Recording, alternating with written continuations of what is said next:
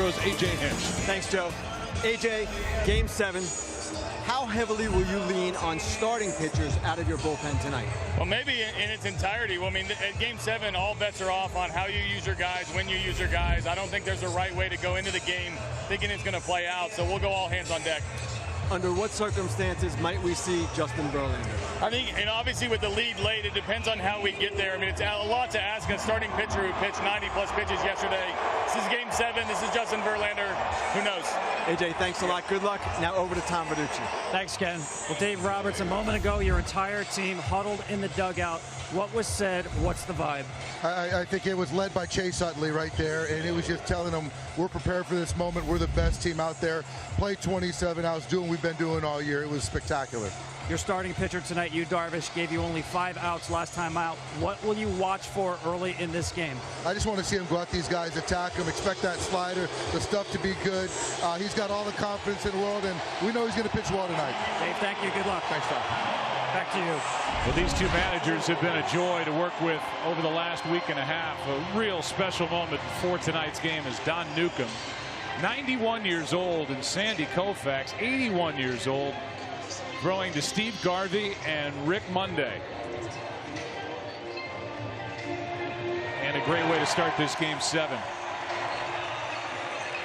Sandy, who pitched in 4 World Series with the Dodgers, and tonight it's Yu Darvish, the former Texas Ranger, traded here at the deadline, and he makes the most important start of his career and in a long time for this great franchise. Yu Darvish, you see the numbers, and second time around he's been much better against the team when he hasn't had success. Look, for Yu Darvish, he spins the baseball as good as anybody. He's got tremendous break to his breaking balls, and the Houston lineup loves to hit the fastball. So look for that as a key. And also, I think easy outs are tension breakers. So if you can get easy outs early, it helps the whole team, it helps the manager, and it certainly helps the pitcher. Same look as last night for the Houston Astros. Here's their lineup, brought to you by State Farm. George Springer leads it off. Then Alex Bregman bats second and third. Jose Altuve is the number 3 hitter. In the middle, Carlos Correa, Yuli Gurriel, and Brian McCann, the catcher. In the back end of the lineup, Marwin Gonzalez, Josh Reddick, Lance McCullers Jr. And how long did it take you to come up with this, John? Our keys to the game. Yeah, a little acronym of 7. What are you looking for? You want to be sensational. You got to embrace it. If you don't, you're not going to have success. You want to be victorious, of course. Executing is always the key, and then settling your nerves. I think in a game like this, whoever can stay inside their body and not get outside their body has a better chance of being successful. You cannot be afraid to fail. Home plate umpire tonight is Mark Wegner. At first base is Paul Nauert. At second base, the crew chief is Jerry Davis. Over at third, it's Laz Diaz, beardless. In left field, it's Bill Miller, beardless. Dan Iasonia is in right. Full beard, now beardless. 69 degrees. The weather couldn't be any better. At the end of a long season, little cool breeze on a night like this, I would imagine, does wonders for a starting pitcher as the great Dodger Stadium hosts its first Game 7. Everybody's running on empty. Who's got the most reserve in their tank to get through one more winner take all? The worst part, you never prepared to end your season on a loss.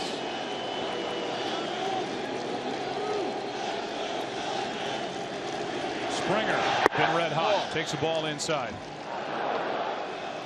You've seen the numbers. Darvish was not good in Game 3 in Houston. Makes his first home Dodgers postseason start.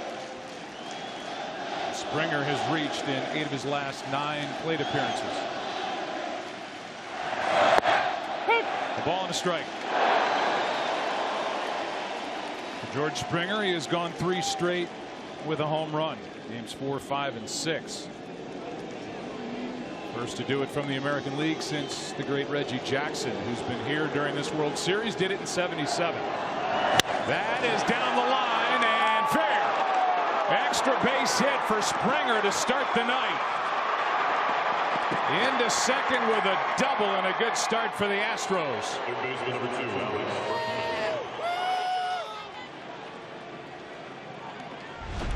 Springer stayed off the first slider, but then the second one stayed in the middle part of the plate. That's the kind of spin that will not be good for Darvish and certainly won't keep him in the game very long. So make adjustments off of that. And certainly in a game like this, you never want the big inning to get away from you. Just kind of settle down, get your out, even if they do score 1 run in the first inning. That's the hardest part about a game 7, is to remember. Play it as close as you can as if you were in a regular season game. Bregman now with a runner at second, nobody out. To the right side, Darvish has to get over. Tough play. Wild throw and into the dugout. Astros take the lead. In to score is Springer, and in a blink, Houston on top 1-0.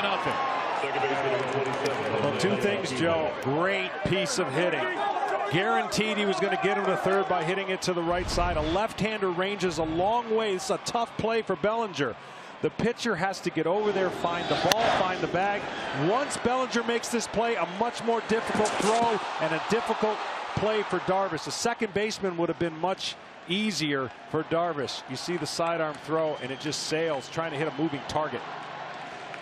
It goes down as an error on Bellinger. No RBI, but the Astros couldn't care less. They strike first in game 7. 2 batters and a run. Runner at second, nobody out. Altuve takes a ball. That's the tension of a game like this. Obviously going to play out through a lot of young players, and only 3 have been in World Series before. Nobody on the Dodgers has played in a game 7. The Astros just went through one against the Yankees. Good breaking ball there for a strike to Altuve.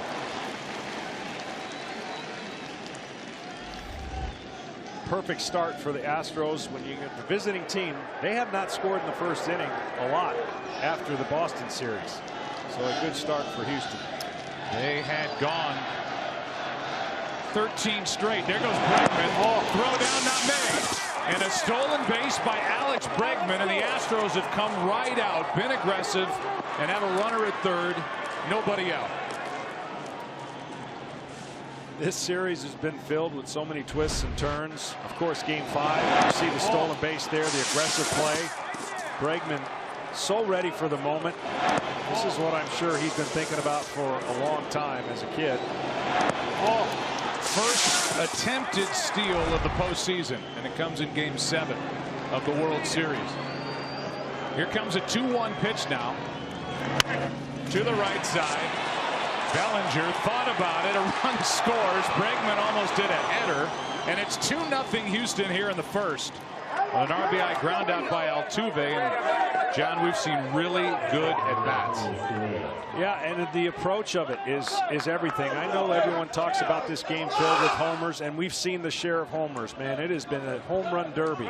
But in the first inning, it's been executed perfectly with each guy passing on the baton. And the read by Bregman and Bellinger realizing get the bag, and if he had a chance to get to the bag sooner, could make the throw to home. Now the bases are empty with 1 out. The crowd is out of it for the moment. The batter is Carlos Correa. 2-0 Houston here in the first.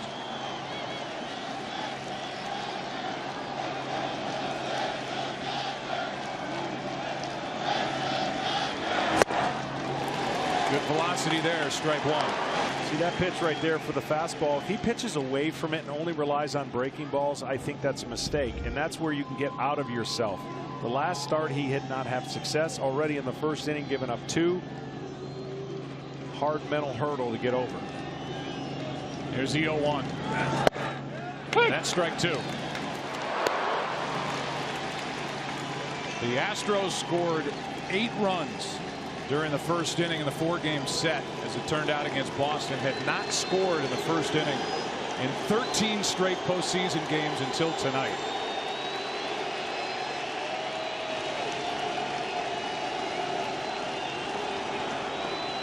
0-2 to Correa. Chop to the right side. Bellinger's been busy over there. So's Darvish. 2 out.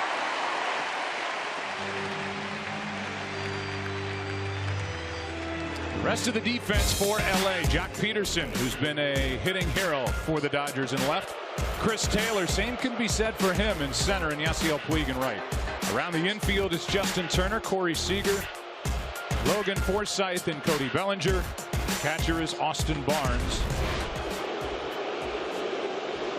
And the batter, Yuli Gurriel. And here's the matchup. And Gurriel tips his helmet out toward Yu Darvish. It was in Darvish's direction when Gurriel hit the home run against him in Game 3 that he made the gesture in the dugout. And while he's booed, he just took his helmet off and tipped it toward Darvish. With 2 out. Strike 1. In case you didn't see it while he was getting booed.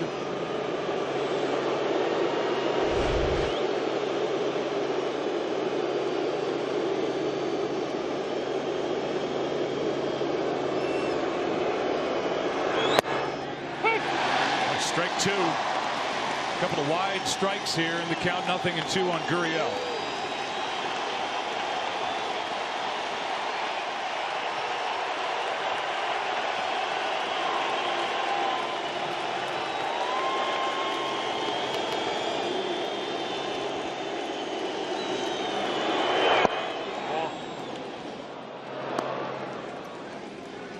That's the better side of the plate for both pitchers tonight if they are able to be successful, especially with Colors. He likes that side of the plate against the right-handed hitters and left-handers, especially with the curveball.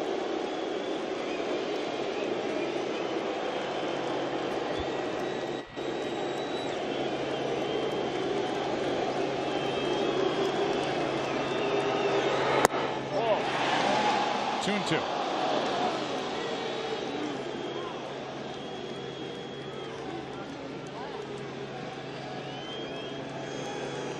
Gurriel 15 total bases in this World Series.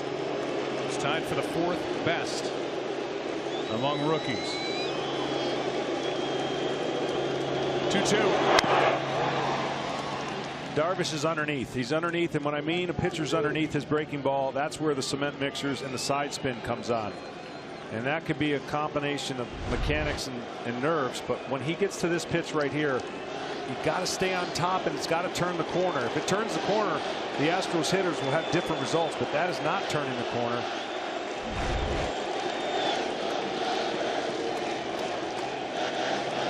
Just got a piece. Well, interesting enough, he got to 2 strikes really fast with the fastball and has yet to go back out there. He's tried to spin the breaking ball against Gurriel. You got to get him out of the way. There's no doubt. But the theme that's been throughout this series is I haven't seen enough starting pitchers go in to get outs away, meaning effectively make the offenses feel a little more uncomfortable at the plate.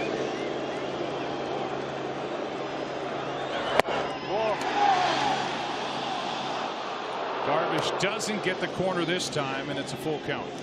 24 home runs. And the inability to command one side of the plate will do that. That's why you're going to have to make a couple hitters feel uncomfortable.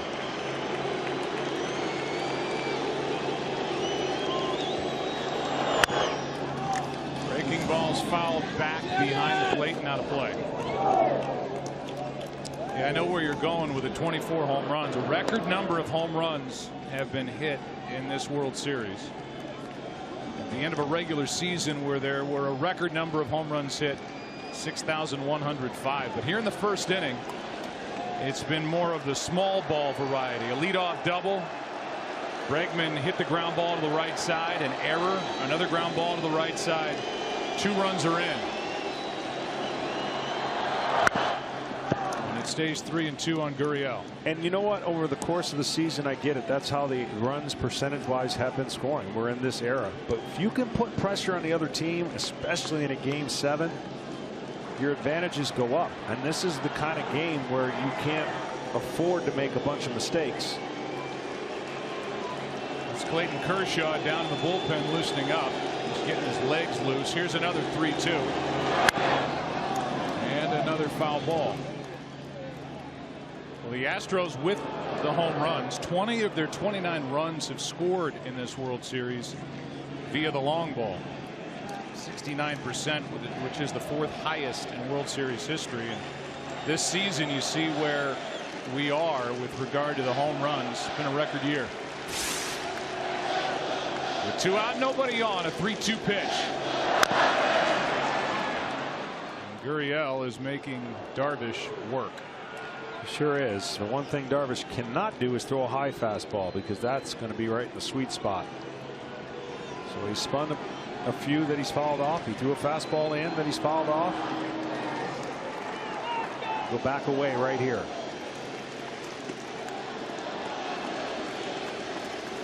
Half the pitches so far in this opening inning to Gurriel. 12th pitch of the at-bat, and we'll have another.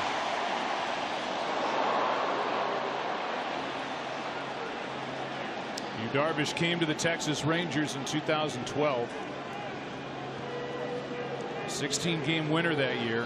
He missed 2015 with Tommy John surgery. Came back stronger. Traded at the deadline for Willie Calhoun, a prospect. And here he is starting Game 7.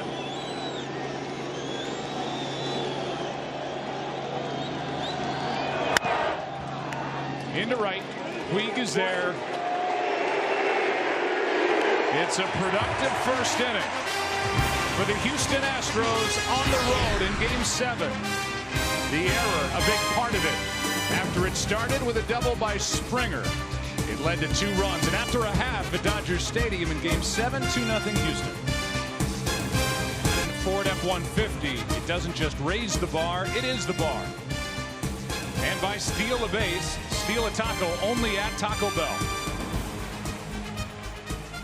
Now the starting lineup for the Dodgers, brought to you by State Farm. Same as Game 6. Chris Taylor leads off, then Corey Seager and Justin Turner, who has been shut down in this World Series for the most part. Cody Bellinger, Yasiel Puig, and Jock Peterson, who has not been shut down in this World Series for the most part. At the back end of it, Logan Forsythe, Austin Barnes, and Yu Darvish pitching and batting 9th against the right-hander and 24-year-old from Tampa, Florida, Lance McCullers Jr. So here's the challenge. You prepare to pitch a Game 7, and you prepare mentally to go and say, I'm not giving up any runs. And then you get 2 runs in the first inning, and you start thinking about, oh my gosh, I got the lead. This is mine. The biggest thing for McCullers will be establishing his fastball. He has the go-to pitch to the curveball, and he's a rhythm pitcher. And can he stay in rhythm despite this kind of lineup and the power they possess? That said, the Dodgers in this World Series as a team hitting .208.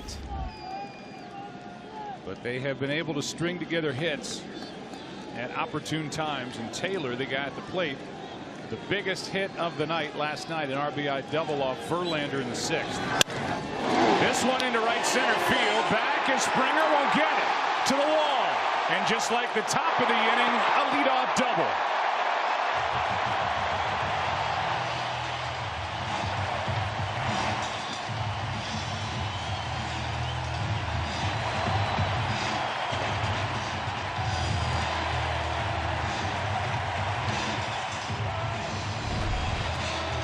There's the breaking ball, and this one came out of his hand up instead of coming out behind his hand, meaning the ball was flat.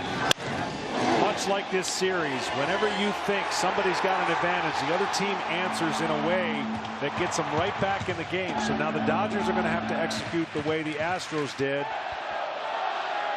find a way to get at least 1 here in the bottom of the first. Corey Seager now in the number 2 spot takes a ball. Seager has done his damage in the postseason here at home at Dodger Stadium.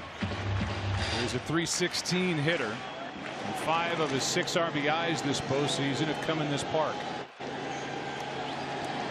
Had the go-ahead sac fly last night as he flew the ball to the wall against Verlander in that 2-run 6th.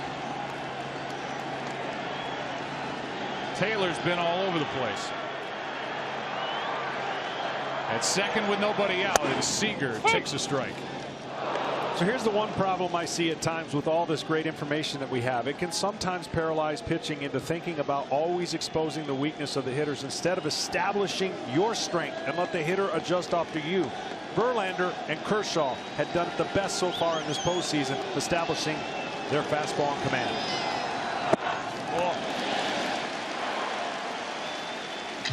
I guess another way of saying that is, in a way, you see guys pitching to not make a mistake as well, instead of saying, hey, I've got a good fastball. In the case of Darvish in the top of this inning, yeah, use it. Yeah, exactly. And say, hey, my fastball's better than whatever you can do, even though you have, as a team, like to hit the fastball.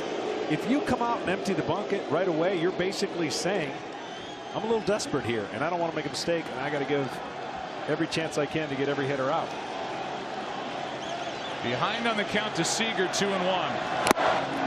That has been a hole in his swing this series, down and in, 2-2. Yeah, the one thing he's done a better job is when he does get to 2 strikes, he's more disciplined in there. But that's a great pitch.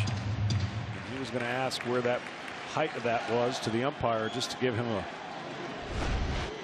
his bearings on the pitch inside. Bregman, after the double in the top of the inning, was up there to move the guy along. Turned out better than that. Seager takes down. It's a full count. And that's what he does a great job. He gets shorter with his stroke, a little bit of a choke up, and then recognizes that the ball's spinning. Crowd's back.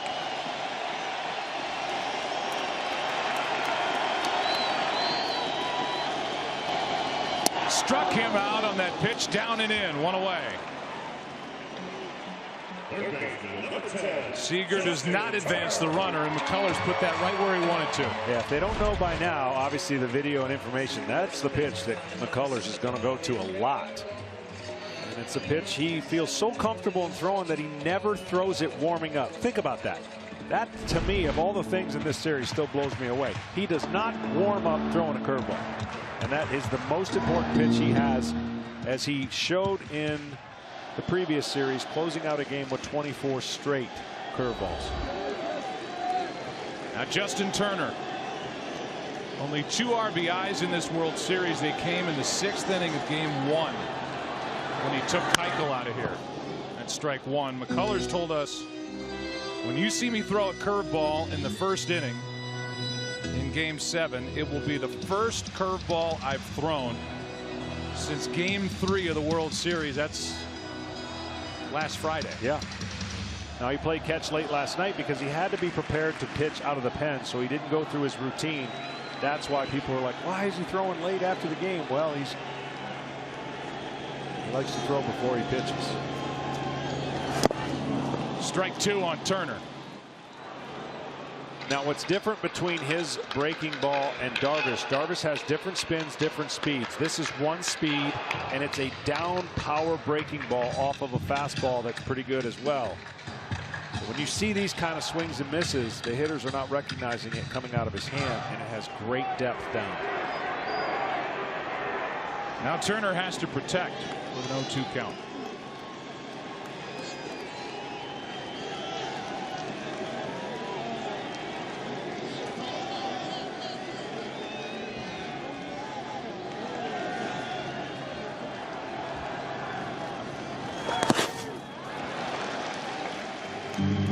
Here's Lance McCullers Jr. last night after the game when the Dodgers won it 3-1. After everybody was clearing out, Lance went out and got his work in on the side before his start tonight. Yeah, we're all, as starting pitchers, creatures of habits, and you have a routine. You want to try to stick to it as close as you can. Unlike this game, everybody but the 2 starting pitchers will be out of their element for starting pitchers coming in relief. 1-2. And hit it.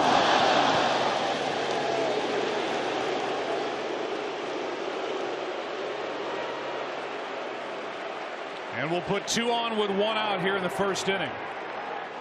And they're on the phone to make sure in their clubhouse on the replay that this ball did indeed hit Turner, and it did on the right forearm.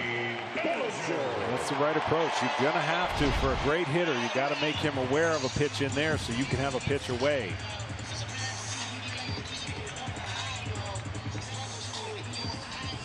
And now the rookie Cody Bellinger, who set a National League record with his 39 home runs during the regular season. He's got 3 in the postseason, but he has set a World Series record with his 14 strikeouts.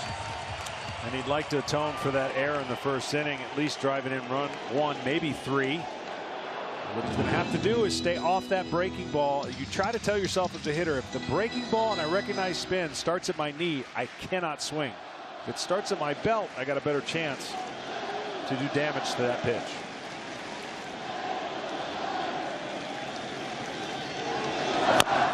Strike one. That was the one that started at the knee, the tight break. And the reason it's so difficult is you don't want to come off the fastball. Most hitters don't want to get beat. You stay on the fastball, you adjust to the curveball or breaking ball.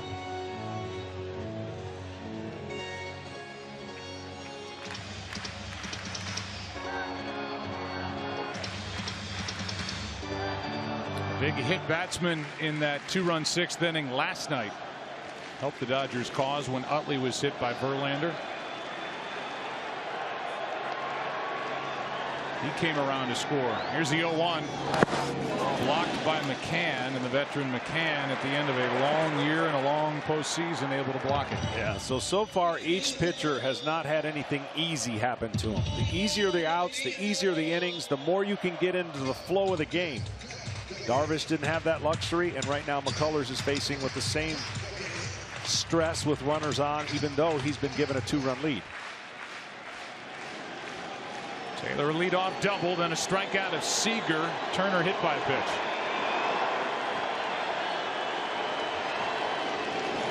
Strike two.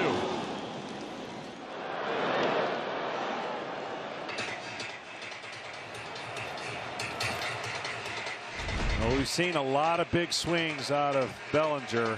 It looks a little better than it did about 5 days ago. He got some hits and made an adjustment, but the swing's still pretty big.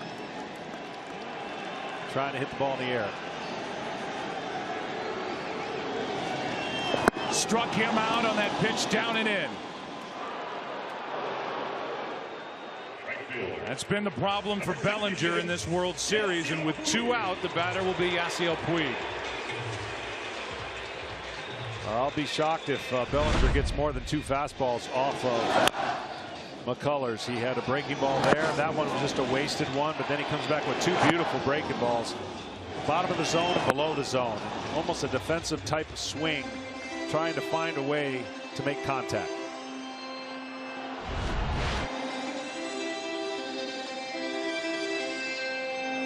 Here's Puig. See that bottom line, that's this postseason, and here at Dodger Stadium, a .391 career hitter during the postseason. Had a hit last night. Takes a strike.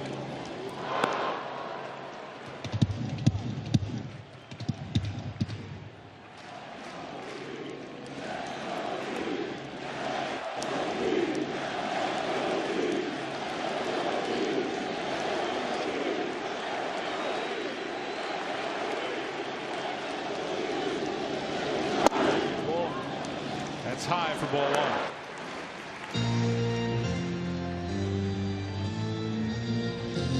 I know it's only the first inning, but if the Dodgers are unable to score in the first after a leadoff double, you got to believe that feels like they gave up some more runs to the Astros, because in a game like this, you don't know how many opportunities you're going to get. That's why it's so essential to put the ball in play at certain times to advance the runners.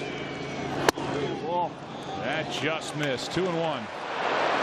It's the 3rd game in a row that both Seager and Bellinger struck out in their first plate appearance of the game. So unable to get any action going with their bats. They've left it up to Puig.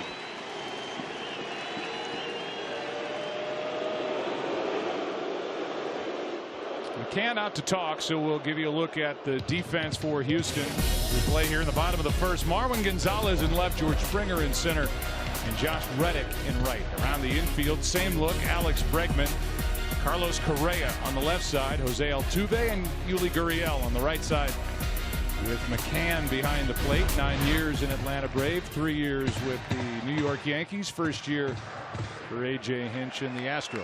So as this game plays on, the Dodgers are well built for National League style, so they can handle the movement and changes more than the Astros can.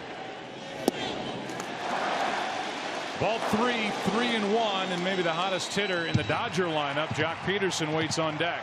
Now, in this series, Puig has expanded the zone. He's been patient till he gets a hittable count and hasn't taken advantage of a 3-1, 2-0, 2-1 count. See if he jumps at this. That hits him. Second hit batsman in the inning, and the bases are loaded with 2 out for Peterson.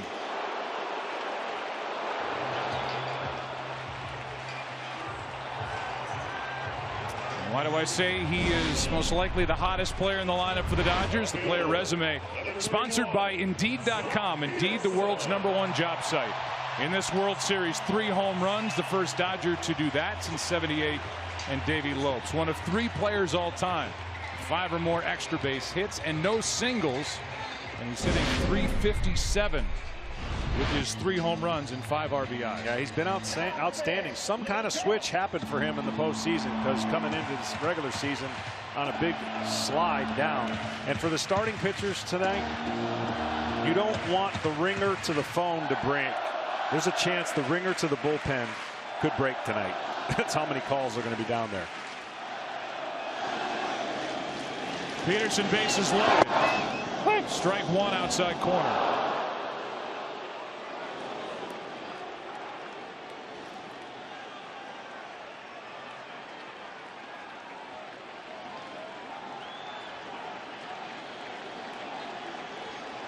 An extra base hit in all 5 World Series games he started. Strike 2. And McCullers could strike out the side here in the first inning to go with his double and 2-hit batsman. Yeah, that swing was huge. If you're McCullers, you love to see that swing. Now Peterson has done a better job again with 2 strikes staying off of that. But that was a huge swing trying to hit a 7-run home run.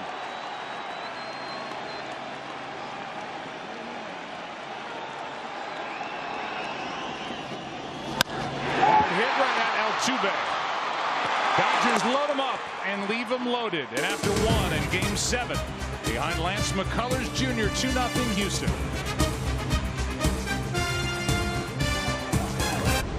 Welcome back to the World Series, presented by YouTube TV. Cable-free live TV is here, and so is the second now of Game 7. Astros got 2 in the first. Here's McCann. Strike 1. You wouldn't say this in any other game, but this is an important inning for Darvish if he's to get an at bat. He's due up 3rd next inning. It's a 2nd inning. So you think about that statement, and you're like, well, yeah, he's going to get an at bat. There's nothing guaranteed in Game 7. He needs to show his manager he's going to settle down, pitch effectively with his command, and start spinning those breaking balls a little bit better.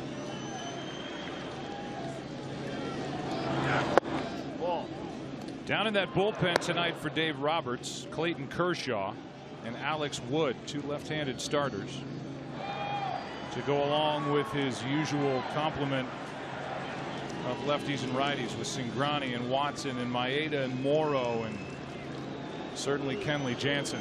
Here's a 1-2 to Brian McCann. Ball just inside. Meanwhile, for Houston, they have Charlie Morton in their bullpen. They have Brad Peacock back and ready to go. They have Dallas Keuchel in their bullpen and maybe Justin Verlander. Last night's starter, who threw 93 pitches. Here's the 2-2. Off the end of the bat, not a play.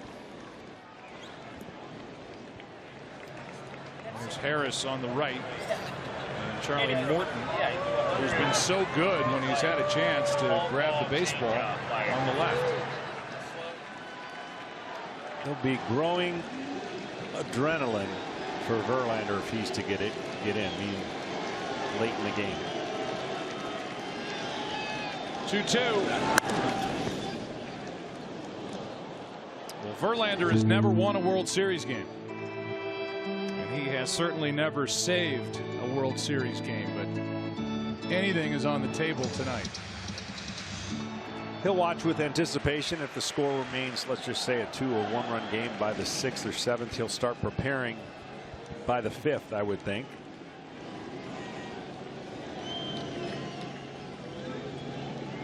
Two to McCann. Ball. Full count.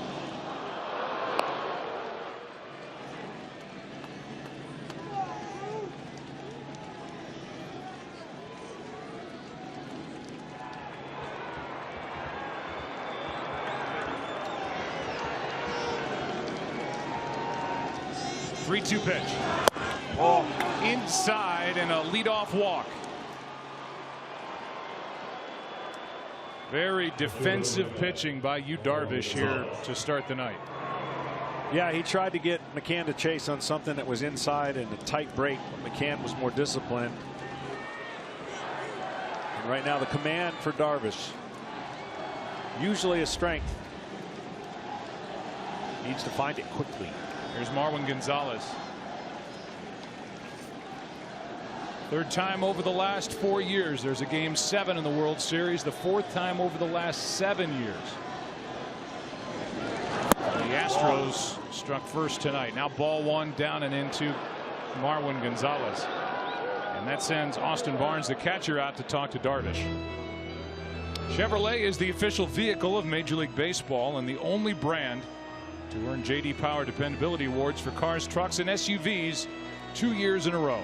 Somebody asked me before the game, what do you think is going to happen? Oh, this series, anything can happen. But I made a comment that might seem, I don't know, a little obvious or strange, but the pitcher that gets the most at bats tonight, I think, is going to give his team the best chance to win. That is going to be up for debate on how many at bats each pitcher may or may not get. We're only in the second. 2-0 Houston. Darvish pitching to stay in there, and that's a strike. Because as a manager, you just don't have the luxury, even as patient as you want to be, you don't have the luxury of letting your guy have 2 innings to figure it out. And National League style, of course, they got to come up to the plate. So that kind of stunts your offensive strategy with him at the plate unless you choose to pinch hit.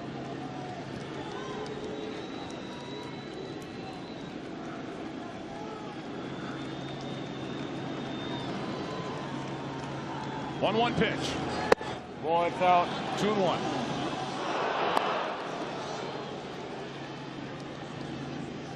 On deck is Reddick, and then the pitcher Lance McCullers.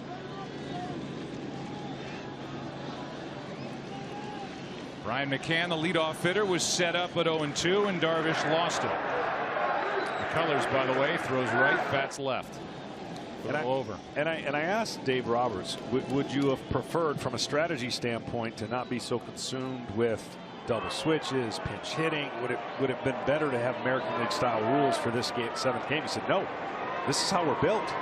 We can do this better than the Astros can as far as the depth on our bench and double switches.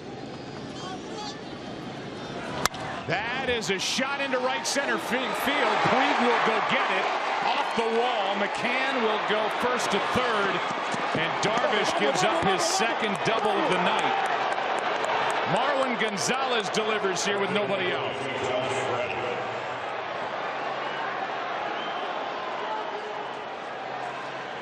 And we'll see if that gets action going for the Dodgers out in their pen. Well, inevitably it will.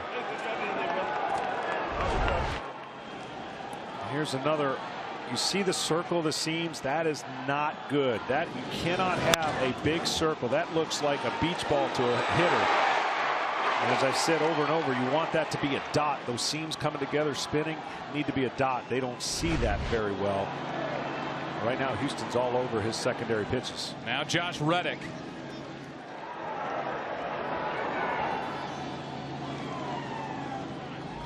Darvish calls Austin Barnes out to go over the signs.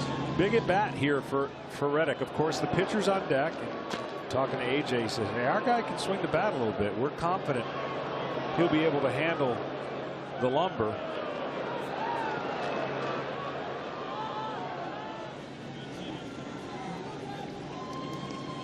The Dodgers just switched signs again. Everybody getting aware of it.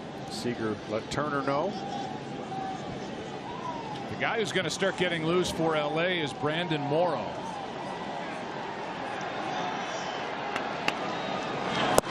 Ball down and in, ball one. Well, for what Dave Roberts and AJ would like is if it's not a clean inning, he would rather bring in a reliever to get out of the inning. And in the perfect world, if he's going to a starter, start them in a clean inning.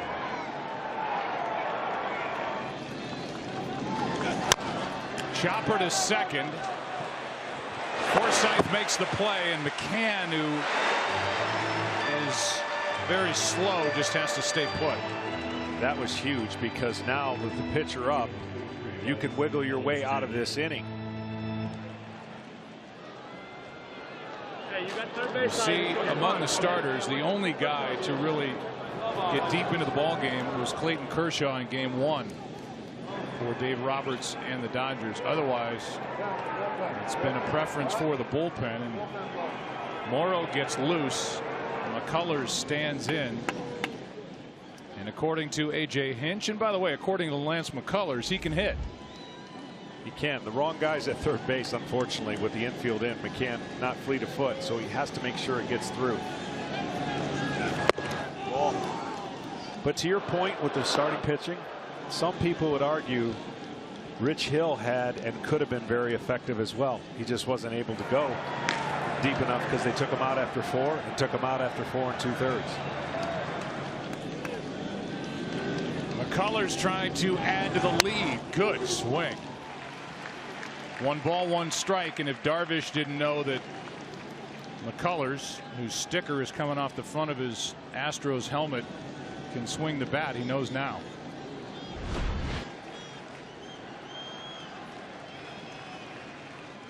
Just got to be careful. You don't swing so hard you pull something. Here's a 1-1. Chop to the right side. The play is to first as McCann scores. An RBI for Lance McCullers Jr. He's made it 3-0 Houston.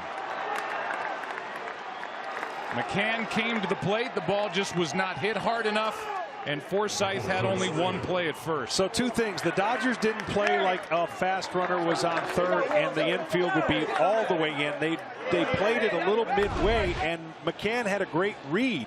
Normally when the infield's in, they're on the grass, and this would not have allowed a run to score. But see how far he had to come in? That would be the issue, and why McCann read that ball well and why the Astros were able to get another run. Correa loves it.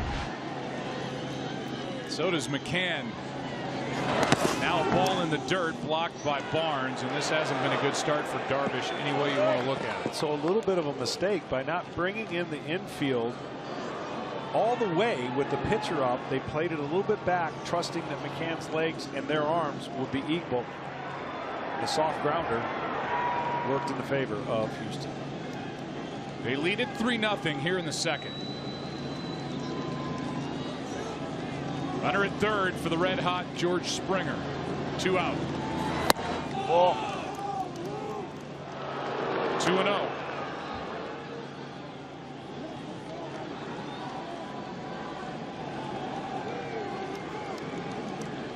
McCullers, the first RBI by an American League pitcher in a World Series game since 2009 and Andy Pettitte.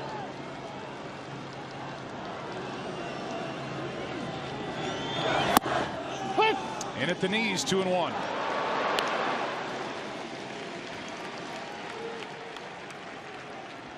Astros are making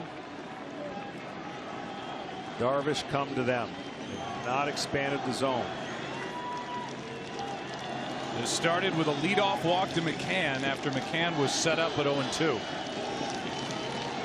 The walk, the double, the ground out by Reddick. Didn't produce a run, but the ground out by McCullers Jr. did.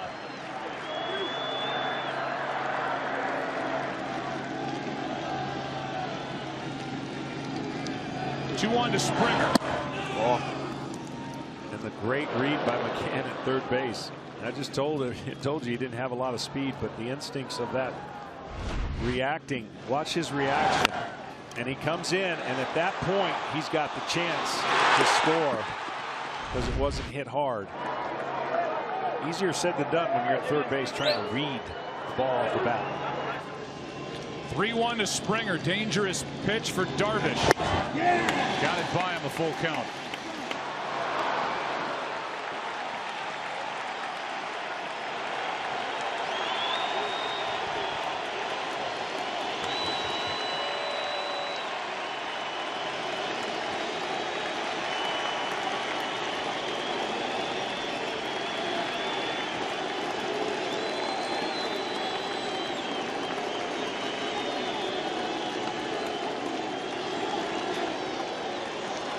To Springer.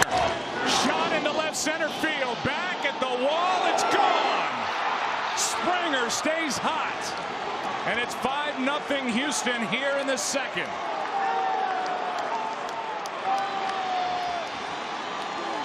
He's homered in 4 straight games. And it's a 5-run Astro lead here early in Game 7.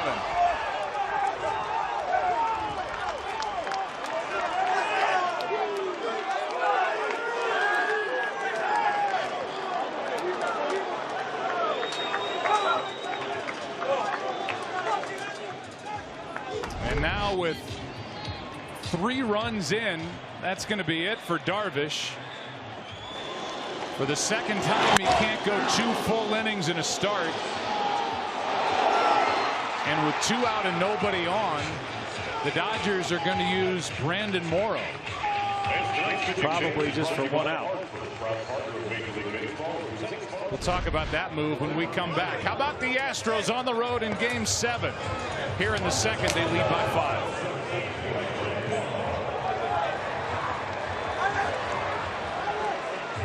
Series with 2 starts of less than 2 innings pitched. Art Ditmar back in 1960 on that short list. An inning and 2/3 each time. Game 3, Game 7. And this is a move that will be questioned depending on how the rest of this game goes. 2 out, nobody on. And Bregman fouls the first pitch back. It's 5-0.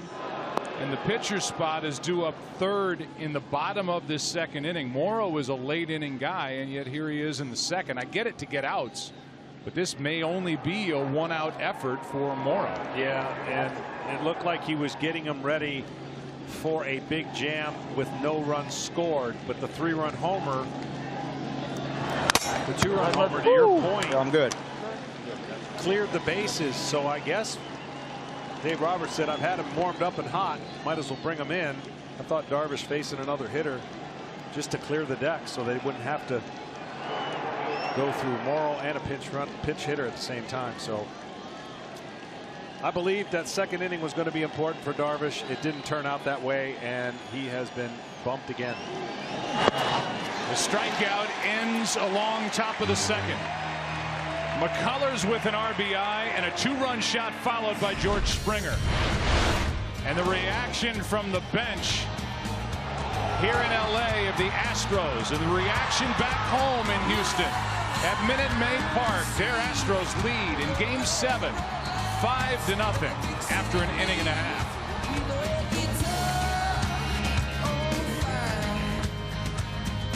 1977 and 2009 respectively.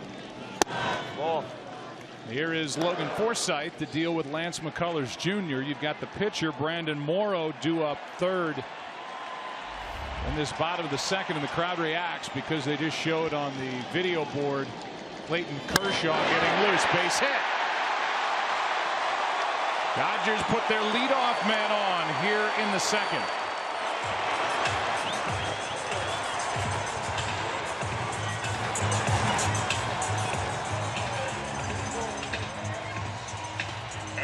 And the batter will be Austin Barnes. Each bat, grind it out. That's what the Dodgers have done all year. That's what they did in a couple games that seemed improbable comebacks. 5 runs is a lot in Game 7, but the good news for the Dodgers, this is only their second at bat in the game, so a lot of time to chip away and get the crowd back in it, and of course score some runs. And again, there are no givens in the Houston bullpen. Ball 1 down and in to Austin Barnes, and that's something that has loomed over this series since the beginning. Who would A.J. Hinch go to for the final outs? He has a lot of options, but it remains to be seen how effective they would be. Morrow in the on-deck circle. Forsythe at first and Barnes at the plate. 1-0 pitch. Ball and a strike. Well, coming into this inning, 25 pitches out of McCullers, 16 were curveballs, and the Dodgers swung at 9, and they missed at 6. So the curveball for McCullers much more effective than the breaking balls for Darvish, to say the least. Kike Hernandez and Andre Ethier stirring in that Dodger dugout. Oh, that's high. 2-1. McCullers was an American League All-Star. spent 2 different stints on the DL with a bad back.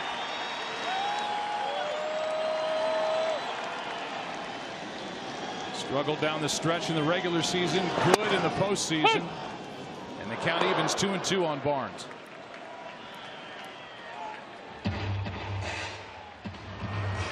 Now Kike Hernandez is in the on-deck circle, and Morrow is still with his helmet on, but standing on the top step of the dugout. I would think Morrow stays in the game if somehow there's a double play ball right here. Left side. What a play by Bregman. He's done it all postseason. Took a hit away from Austin Barnes and gets the out.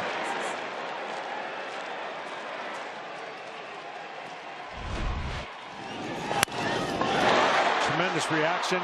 Now he knows he's only got one play. Make the throw to first. Keeps a big inning from happening potentially.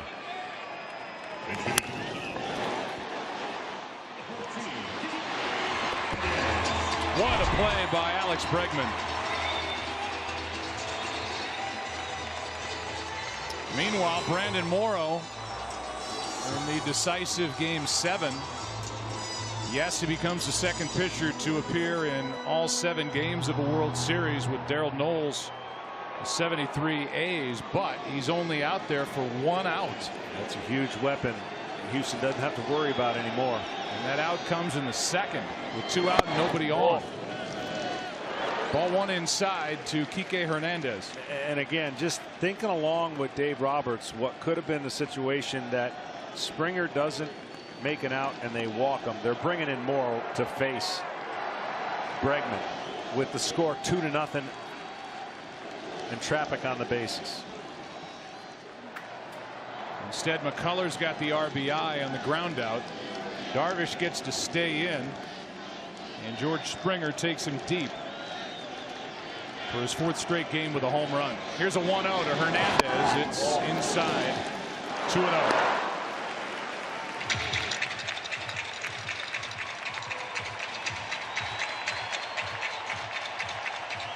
Kike Hernandez with a huge Game 5 in the NLCS at Wrigley. 3 homers, 7 RBIs.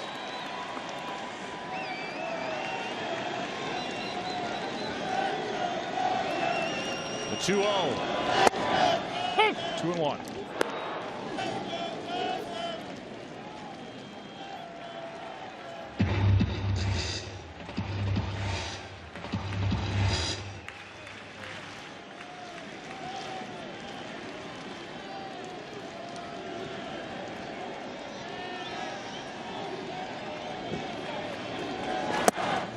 Lays off a pitch down and away. 3-1. Good discipline. 5-0, and you still know that McCullers loves his breaking ball. And that's a pitch that if you're too aggressive, you're going to swing at. So good discipline. Now the count is in his favor again.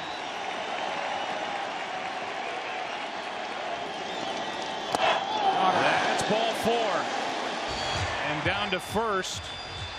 It's either ball 4 or hit by pitch, and if it is hit by pitch, might have caught him on the jersey. It would be the 3rd hit batsman in an inning and a 3rd.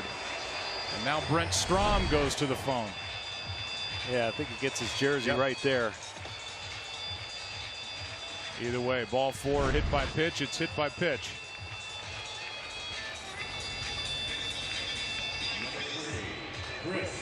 And with 2 on, 1 out, here comes Chris Taylor, who doubled his first time. This is what's great about the playoffs, and obviously what can be frustrating for a manager. Because in a regular season game, 5-0, McCullers is not sweating anything with a 1st and 2nd. But now the crowd's back up. You think about things. What if I give up a hit? What if they get back in? You've got to stay to your game plan. You've got to execute one batter at a time.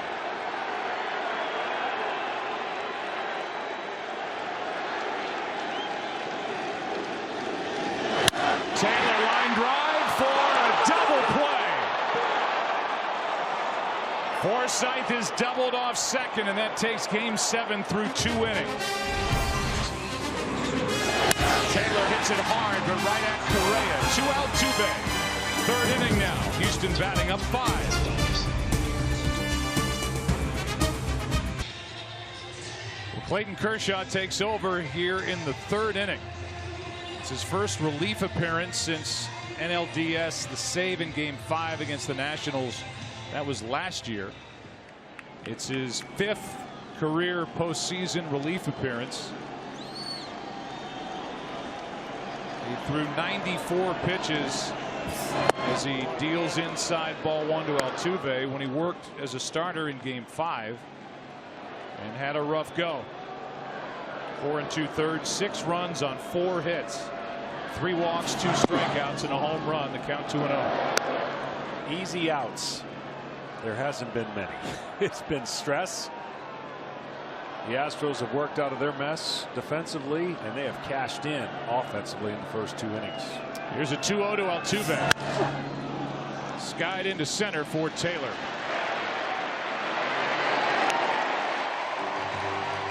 One out here in the third inning in a 5-0 game. T-Mobile is now donating over $2.4 million to home runs for hurricane recovery. Fans, just keep doing your part, and T-Mobile will keep donating. Tweet or retweet hashtag HR4HR, and another $2 will be donated every single time.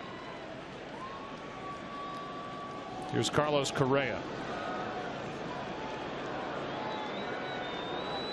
With 1 out, Correa pops it up. Puig comes in and has it for the second out.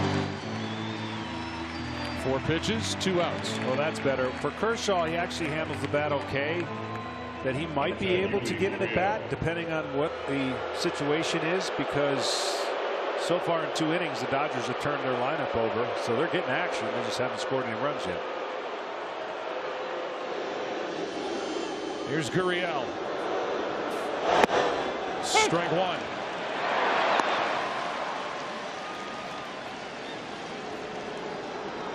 If there was one pitch that wasn't working in Game 5 for Kershaw, it was the slider.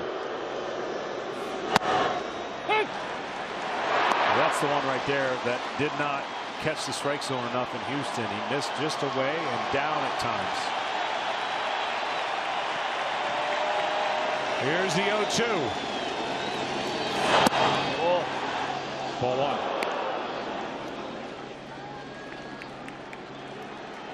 Nothing wrong with the velocity of Clayton Kershaw here in the third.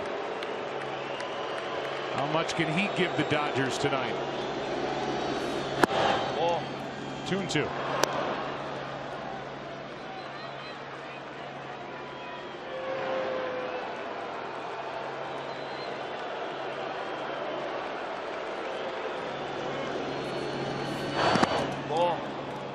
So now 3 in a row out of the strike zone. It's a full count.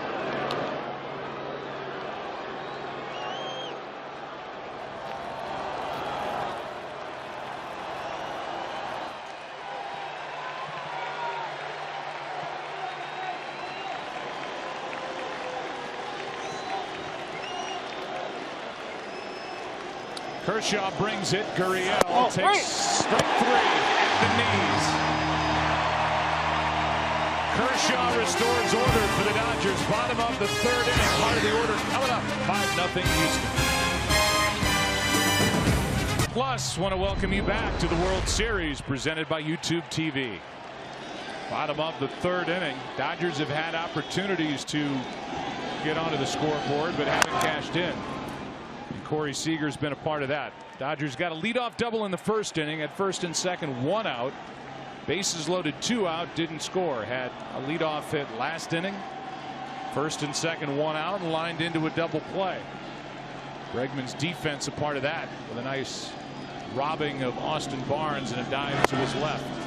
2 quick strikes on Corey Seager. Well, as big as the second inning was for Darvish, and he wasn't able to get through it, I think that's the same for this offense right here in the third inning. They've got to find a way to dent the scoreboard in this inning.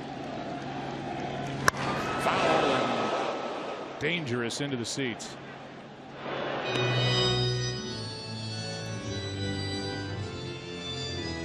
The reason I say that is they've got to get closer in order for Roberts to keep that man in the game if he wants to, because each time the pitcher spot comes up with runners in scoring position, you're going to be tempted to pinch hit.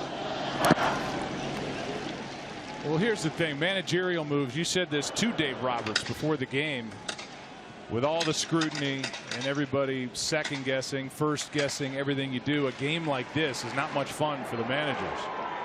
But when your starter can't get through 2 innings for the second time in a World Series, it puts you in a bad spot. That's hit into a good spot for Seager, and he will stop going around first and just able to get back. Thought about being aggressive, but down 5-0, can't run into an out, and did the right thing by going back to the bag. Springer did a great job getting over to it. Watch where this ball's hit, and then watch where Springer covers a lot of territory, spins, turns, gets it in, and then slipping, just put on the brakes. Seager barely gets back. Right there, turning around, trying to get back. Well, the Dodgers need Turner to get going right here. Hit by a pitch on a 1-2 delivery in the first. McCullers has hit 3, and now he's hit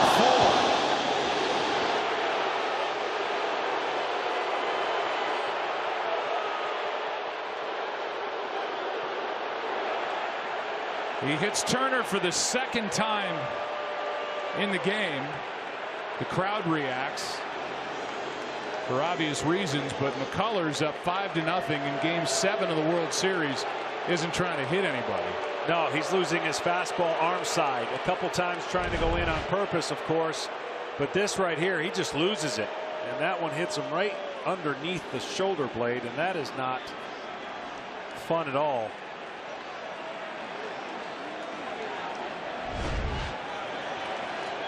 Now the first 2 are on for the Dodgers here in the 3rd inning, and it wouldn't take much for this crowd to feel a lot better about Game 7. With Cody Bellinger about to face McCullers as Strom gets a talking to from his pitching coach. And Bellinger needs a better at bat in this regard. This is going to be breaking ball city. You've got to tell yourself to stay off of the big swing and the ball down. You see the 4th hit batter. That's the most in a World Series game, because this is a huge inning offensively for your team, and already the bullpen for Houston. Brad Peacock is getting loose. 2 on, nobody out. It's just the 3rd inning. A lot of that. Yeah, it's being young, talented. You've got to understand the moment. You've got to make him throw a strike. He's in between again. He needs a breaking ball up. Of course, McCullers doesn't want that. This time he lays off. When Bellinger found success in Houston, he went the opposite way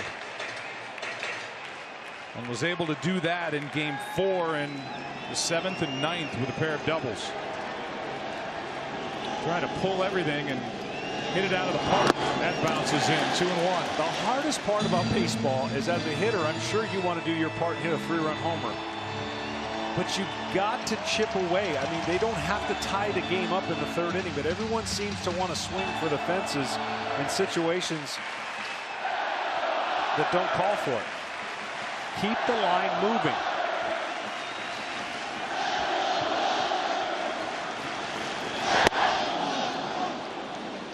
Two and not much of a swing by Bellinger. He is out of whack. Totally in between and non-committed to an approach.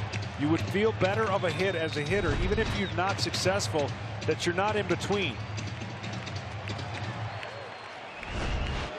8 straight curveballs now to Bellinger.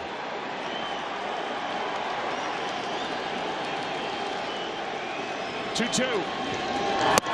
16th time he struck out. He adds to his World Series record. And here comes A.J. Hinch, and that is going to be it for Lance McCullers. Yasiel Puig will be the hitter with 2 on, 1 out. It's the 2nd visit of the inning, and McCullers is gone. Brad Peacock is coming in. Opportunity for the Dodgers here in the 3rd.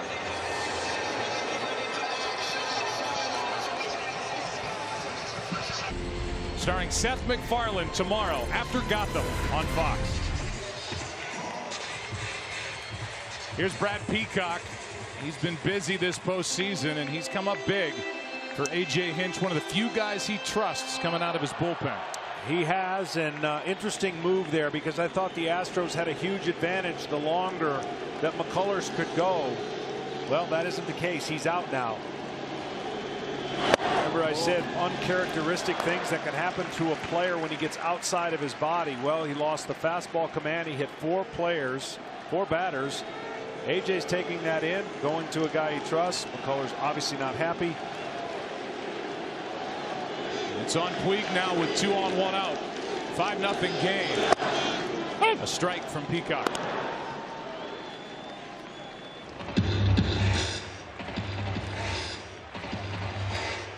Puig has hit 3 home runs this postseason. 2 in this World Series. 28 during the regular year. Waits for a 1-1. High fly ball to center. Back is Springer in front of the track. Tagging and going to third is Seager, and the throw is cut off. First and third, 2 out.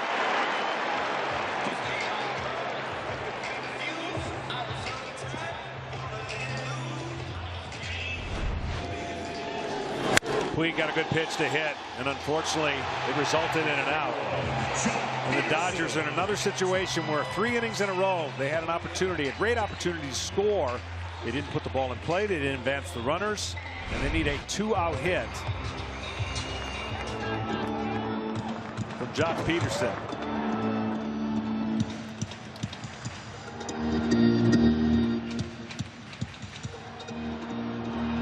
Peterson grounded out with the bases loaded his first time up, and here comes Brent Strom. Turned 69 during this postseason. He has been active going out to the mound in the Yankees series and certainly in this World Series. And it's the first Game 7 where both starters did not last through 3 innings. 2 1/3 for McCullers, 1 2/3 for Darvish. You see that stuff from Yasiel Puig slamming the bat down. On his way down to first as he flied to rather deep center field. Leaves it up to Jock Peterson. Opportunities already. The Dodgers have hit into a double play and left 4. Trail 5-0. Peterson. Strike 1.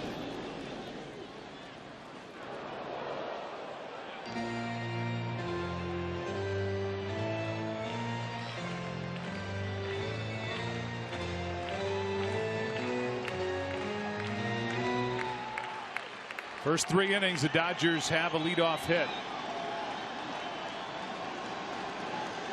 They've also had a hit batsman in each inning.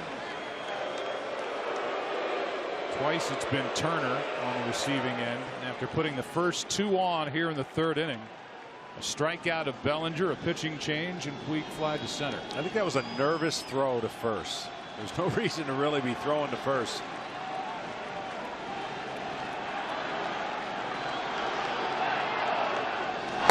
It's in. 1 ball, 1 strike. Either that or he was told to throw to first. Turner not really a base stealer, and 2 outs. Dodgers are 0 for 6 at the plate with runners in scoring position.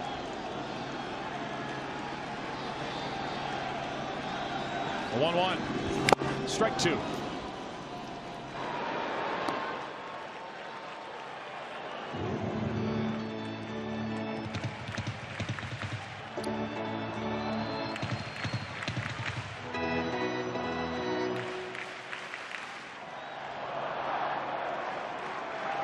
Brad Peacock trying to finish off the 3rd inning.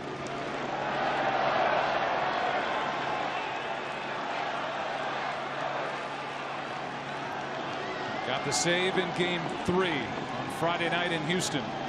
Going 3 2/3 now into the ball game here, and time called at the plate.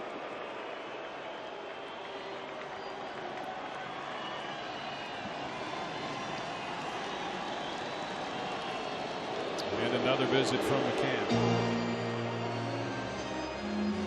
Earlier tonight, Nathan Garcia, a member of the Boys and Girls Clubs of Metro Los Angeles Challengers Clubhouse, delivered the game ball with Dodgers legend Manny Mota and a Boys and Girls Clubs alumni Hall of Famer J.B. Smoove. To learn more about Boys and Girls Clubs, go to bgca.org. Manny Mota, Dodgers outfielder, pinch hitting specialist for 13 years and a .304 career hitter. Right now the count's 1-2 on Peterson.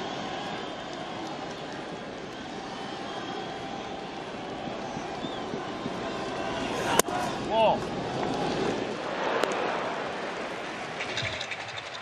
Peacock's fastball looks lively again.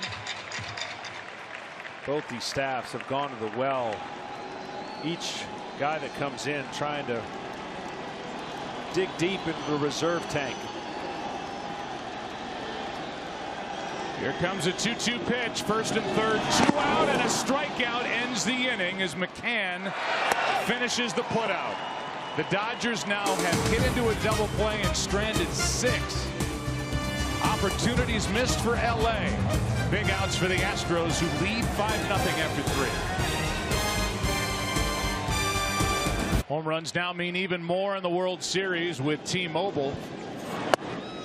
Strike one into McCann. T-Mobile donating $20,000 for every one hit, benefiting hurricane recovery efforts. And now we need the fans to do their part, as you can tweet or retweet hashtag HR4HR, and T-Mobile will donate another $2 every single time. 2 quick strikes on Brian McCann. Kershaw had a perfect third. He's retired 4 straight. Let's see, the problem with the Dodgers not scoring last inning, Kershaw's up third in the next inning. So that again is going to cause Roberts to have to make a decision. When you're down 5-0, you're not given the luxury of just keeping a guy out there, even if he's got his A game going. So the Dodgers offense have squandered too many opportunities in the first 3 innings. 2 on 1 out in the first, didn't score. 2 on 1 out in the second, didn't score. 2 on nobody out in the third, didn't score. The Astros have made the most of their chances. Time called by Gonzalez. And George Springer's been right in the heart of it both times. A leadoff double in the first inning, scored the first run, hit a 2-out 2-run home run to Chase Darvish. From the hole, Seager, no chance. And now Marwin Gonzalez is 2 for 2 tonight and on with 1 out here in the 4th.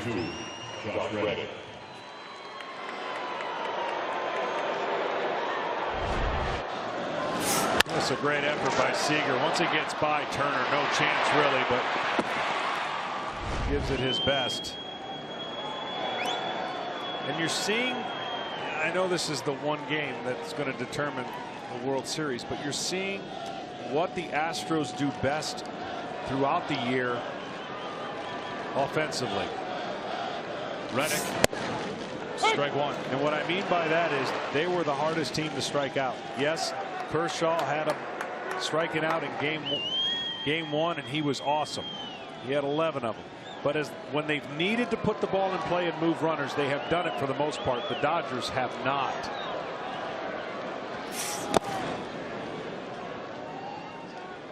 That skips in to Reddick, a ball and a strike with the pitcher, Brad Peacock, on deck.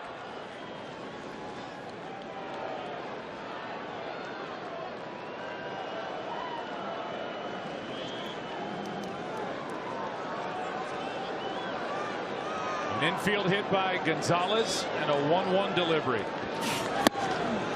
Strike 2. So I told you the over-under on pitchers at bats tonight is going to be 1, possibly. Would you have believed it? Maybe at the rate that this postseason's gone. Darvish never hit. Lance McCullers Jr., the Astros starter, hit and had an RBI groundout. That gets away, and down to second is Gonzalez. It's a wild pitch by Kershaw.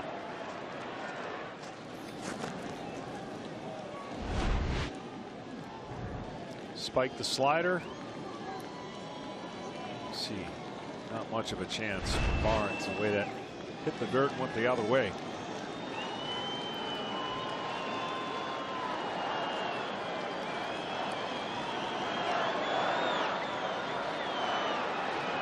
Here's a 2-2 to Reddick. The other way, tough pickup, good play, Seager, 2 out.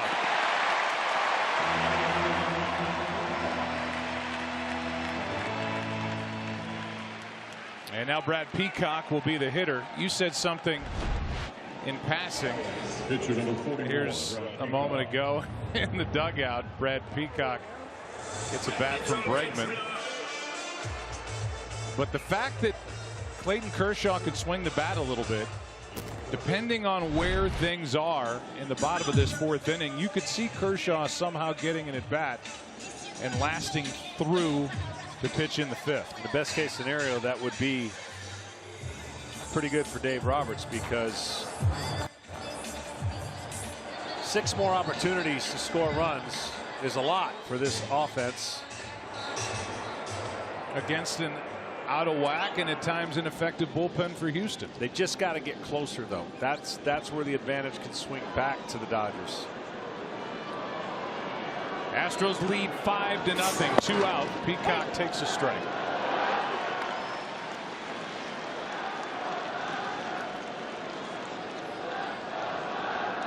First at bat for Peacock in this postseason. Runner at second, 2 out. And he gets to face Kershaw. The 0-1. Well, put the bat on the ball, but flies one to Taylor in center. Kershaw through 2 scoreless. Bottom of the 4th inning. Bottom 3 in the lineup for the Dodgers. Coming up, all Houston so far, leading 5-0. Team at MLBShop.com. Bottom of the 4th inning. It's 5-0 Houston in Game 7.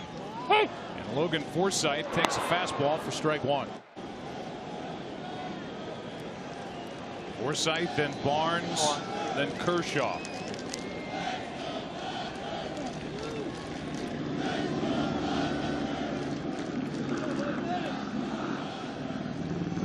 Forsythe singled his first time, then was doubled off second. Here's a little pop-up. Gurriel can't get there. Strike 2. Yeah, you got to feel a little frustration for the Dodgers offense, because this game should be much tighter, but still got to find a way to keep putting pressure and making it tougher for AJ to navigate through this game, and how he's going to do it the rest of the night with pitchers.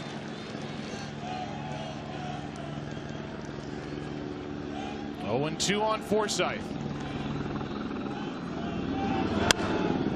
That will get out of play right side. The Dodgers right now are hitting .212 in this series. And they're 10 for 49 in the series with runners in scoring position. They've hit .204, 0 for 7 with runners in scoring position tonight.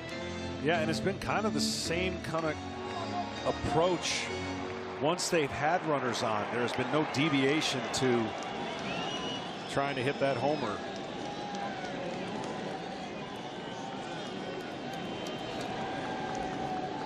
Oh, 2 down for ball 1.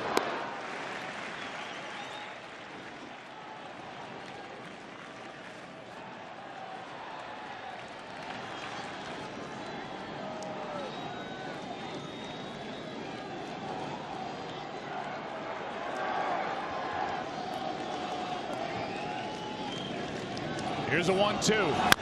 Chopper left side. Bregman. What a series defensively. One of his easier plays, and now 1 out here in the 4th inning as the Dodgers, for the first time tonight in Game 7, fail to put their leadoff hitter on. Welcome inside our broadcast booth, everybody. With 1 out here in the bottom of the 4th, I'm Joe Buck. That's the Hall of Famer John Smoltz. And, well, the pitching's been better for the Houston Astros here in Game 7, and Yu Darvish not good in Game 3 and not good tonight. Yeah, the first 2 guys weren't clean enough for the managers to feel like you could stay in long enough with them. And I think in this type of game, the execution has been almost flawless for the Astros offense, where the Dodgers have created the same kind of tension and mess, just haven't delivered. Ball 1 outside now to Austin Barnes, who grounded out to third.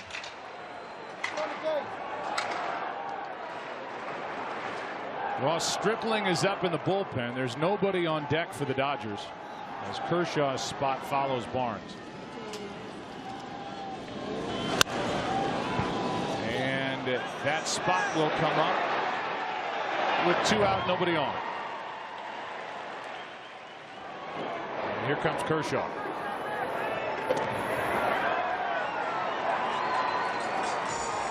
Ethier had a bat in case Barnes reached. But Dave Roberts will save him for later and get to keep Kershaw in the ballgame.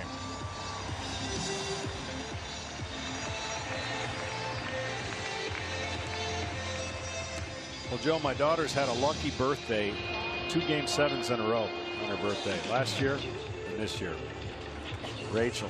So it's Game 7s. You can pretty much know they're going to happen from here on out. Kind of a Smoltz thing since you showed. Last year with the Cubs and the Indians. We got a Game 7 in the ALCS with the Yankees and the Astros. So happy birthday. Yeah. To Rachel, and with 2 out, nobody on, a pitch outside to Kershaw from Peacock. And we saw a similar game last year where the Indians kind of worked their way back into it. Yeah. And pulled off almost an epic comeback. And the Dodgers have the same capability.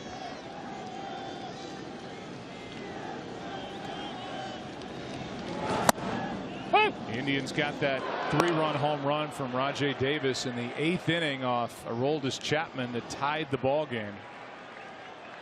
And then Chapman turned in a great 9th inning after the heartbreak of the 8th and set up the Cubs for the opportunity to win it in the 10th, and they did. 1-1. And the reason I say that is because their go-to guy for the Astros has been missing, right? They don't have a lockdown closer right now per se. So there's a multiple ways that the Astros could finish this game, and it will probably be done by guys who are not accustomed to that or comfortable with that, yet alone in a Game 7.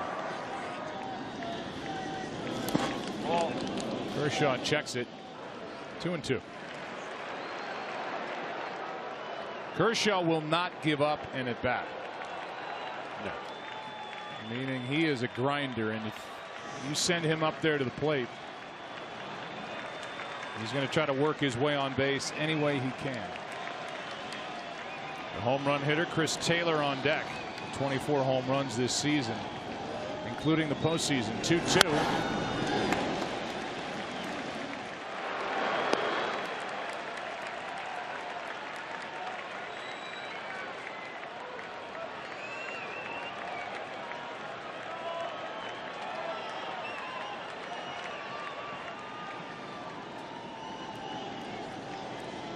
Peacock finished off the 3rd. Came in with 2 on, 1 out, and has a 1-2-3 4th. The hottest hitter on the planet will lead it off in the 5th. Springer 2 for 2 tonight with a double, a homer. Astros up 5. Back after this from your local Fox station. Tonight it's what's going on this series, and here tonight with George Springer. He's the first player with home runs in 4 straight games in a single World Series. He's got 5 home runs, ties for the most in a single World Series, and the most from the leadoff spot. And his 29 total bases, the most for any player in any postseason series all time, let alone World Series. That's pretty impressive. And guys who have hit homers in 3 straight World Series road games all time, of course, Springer, Bonds,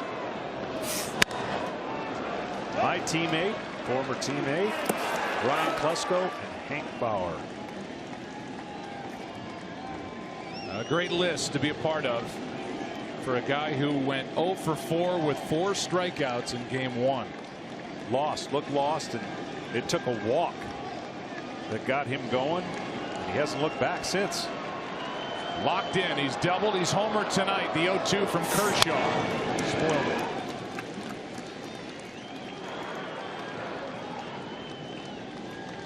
Tom Verducci, I know you have more on George. Well, George grew up in New Britain, Connecticut. There was a Double-A team there for the Minnesota Twins.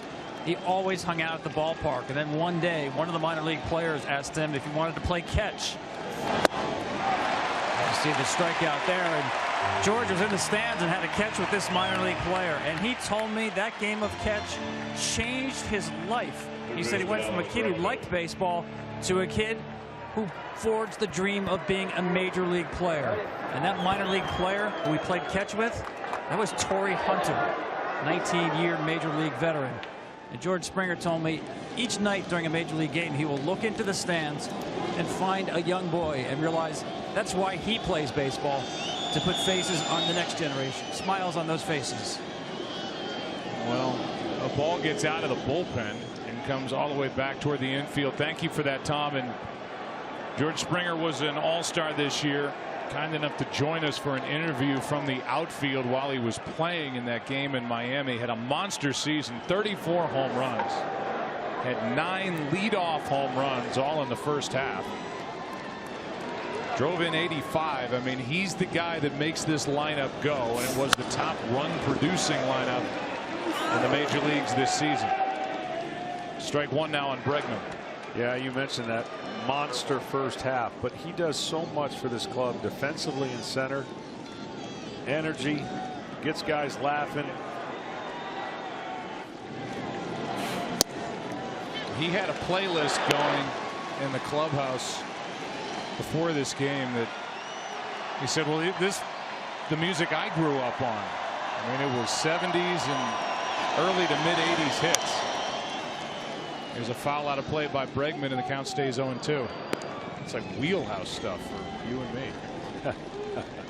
And then you get to walk out of the clubhouse feeling old when he said, this is the music my parents listened to. Alex Wood now getting loose. 0-2 with one out. Bregman strikes out as he's fooled.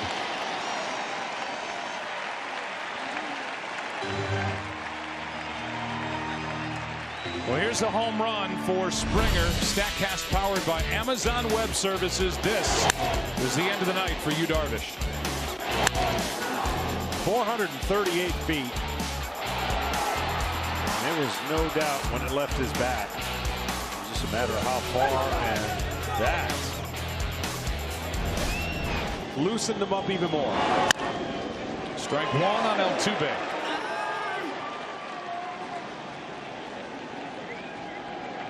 Altuve with an RBI ground out in the first. Astros got 2 in the first, 3 in the second.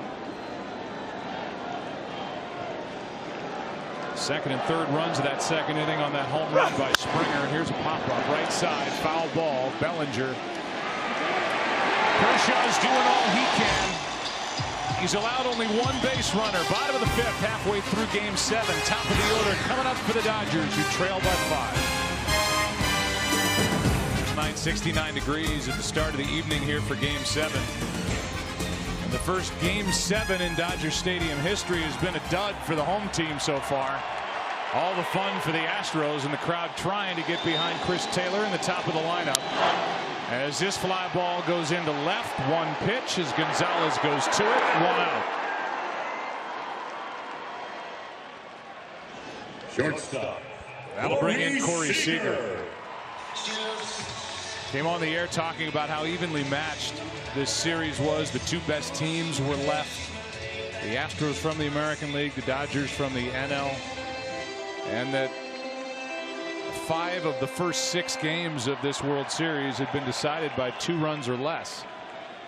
And the exception was Game 4, and that game was 1-1 going into the 9th. So this one has kind of been the outlier, although with the number of twists and turns that A.J. Hinch and Dave Roberts have seen to this point, just kind of waiting around for something to happen.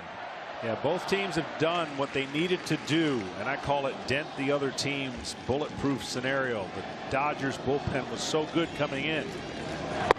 Well, what did the Astros do? They basically got in there, dented them, proved they were human, and really beat them up there for a couple games. And then the Dodgers were able to kind of get to Verlander, something that no one else had been able to do. He hadn't lost on the year. But I think this series, when you look back, whatever happens, first and foremost, AJ trusts the man that's on the mound right now, so much so they let him finish a game uncharacteristically. And you're going to look back on the lack of contact. That's going to come back to haunt the Dodgers if they don't find a way to rally and win this game. 1-2 inside. 2-2. And I'm not talking about lack of contact just at the plate with nobody on. I'm talking about with runners on and not being able to advance them and do the things you have to do. Do what Houston did in the first 2 innings. Leading 5-0 here in the 5th. That's out of play. Still 2-2.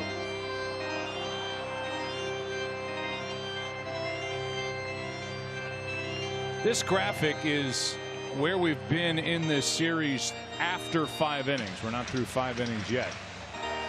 But this is how tight this World Series has been and why it's in the talk of the sports world here over the last week plus. It's been fantastic. It really has. I don't think anyone could have anticipated 5-0 after 2. 2-2. But I don't think anyone's going to anticipate that the Dodgers will be shut down all game either. And that's currently what the Astros have been able to do.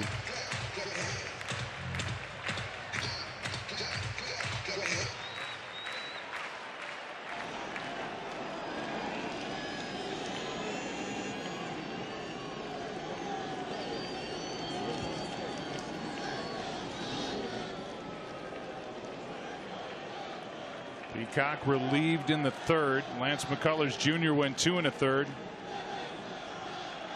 No runs on 3 hits. Also chipped in an RBI ground out. 2-2. Another foul.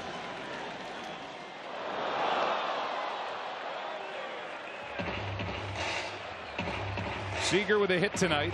Struck out back in the 1st after the leadoff double by Chris Taylor. Hit leading off the 3rd, then Turner hit by a pitch, 2 on, nobody out, and the Dodgers failed to score.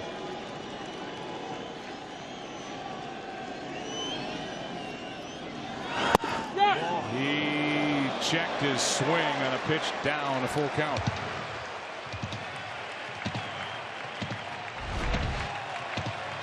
Good changeup. Mack thought he went. McCann emphatically pointing 3rd base umpire.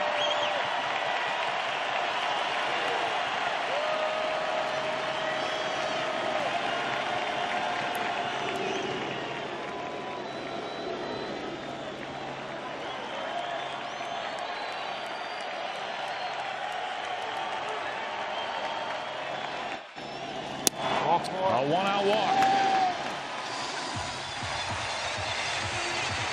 It'll bring in Justin Turner, and we've told the story about A.J. Hinch going to his young 3rd baseman Alex Bregman and comparing what Bregman was about to do to the 3rd baseman on the other side. And he said, boy, in this series, this World Series, he's really got his hands full with a guy like Justin Turner. To this point, Alex Bregman, offensively, defensively, has been the better 3rd baseman. Yeah, he has, and he's had a lot of good at bats. I mean, really, even some of his outs.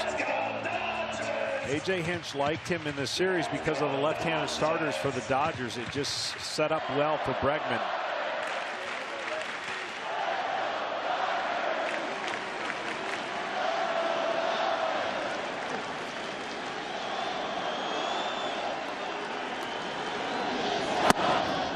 On the outside corner for a strike. So you saw that graphic. Hit by a pitch in the 1st. Hit by a pitch in the 3rd, and the one in the 3rd inning by McCullers looked like it hurt him under the shoulder blade, left side of his body. They love him here in L.A. First year of a 4-year deal. A guy who was non-tendered by the Mets came to the Dodgers. Tim Wallach,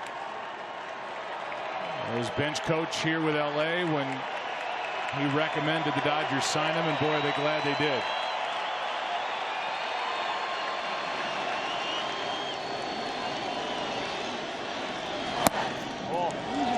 AJ's got double barrel action in the bullpen. He's going to try and get out in front of any kind of issues that might arise and not take any chances. Levinsky and Liriano.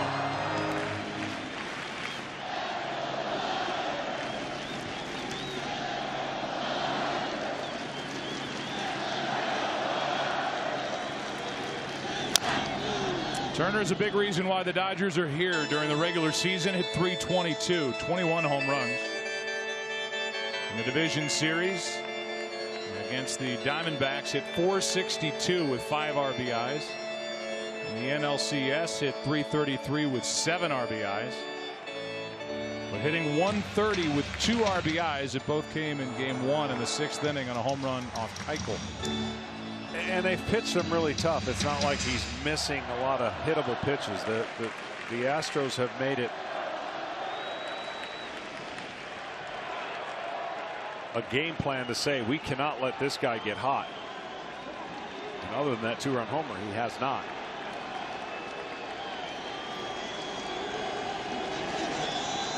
Waits for the 1-2. 2-2.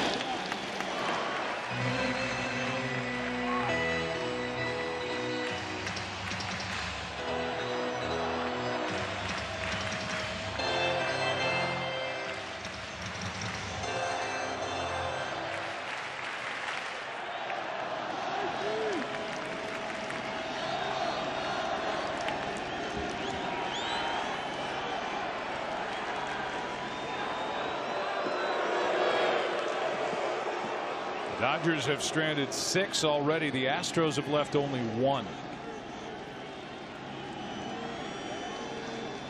Playing in the 5th, 5-0 Houston here in Game 7. And boy, a lot of indecision here, and another visit from McCann to Peacock. So they talk, and we'll give you a quick word from T-Mobile. For every home run during the World Series, T-Mobile will donate $20,000 to hurricane recovery.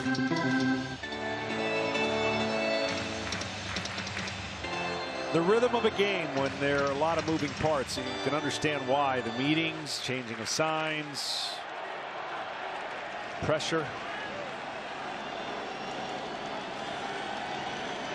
2-2 now. Turner hits it down the line, but foul.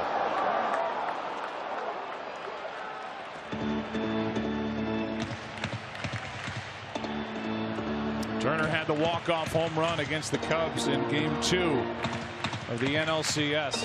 On the 29th anniversary of the Kirk Gibson home run in Game 1 of the World Series off Dennis Eckersley.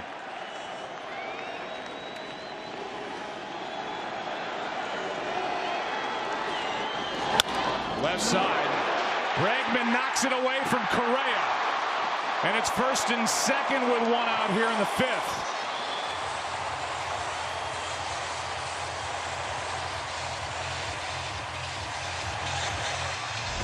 Well, with Seager running at first, Correa may have had a chance had this not been deflected.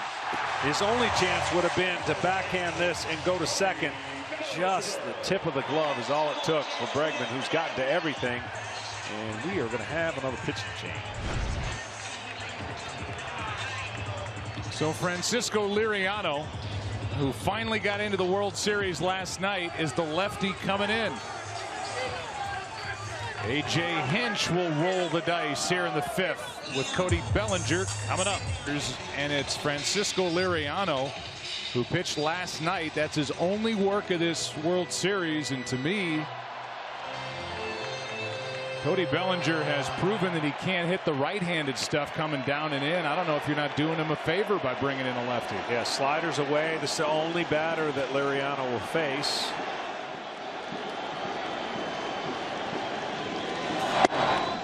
Strike 1. I thought getting him in yesterday was a big part of what AJ was going to be able to do if he utilized him tonight, and he has. Bellinger has struck out twice tonight, both times against McCullers.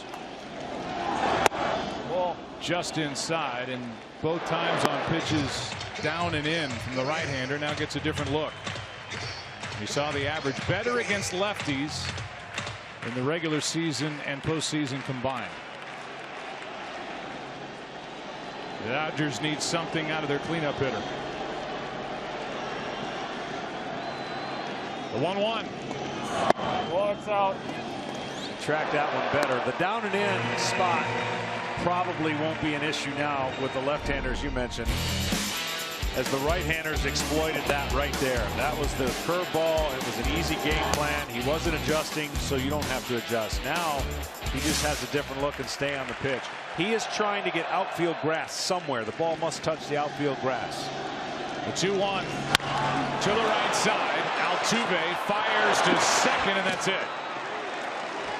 So Bellinger is 0 for 3.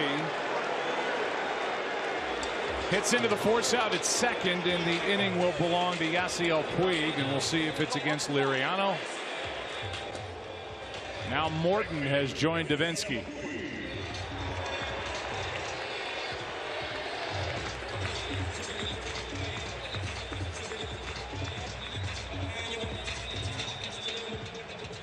And that's it for Liriano.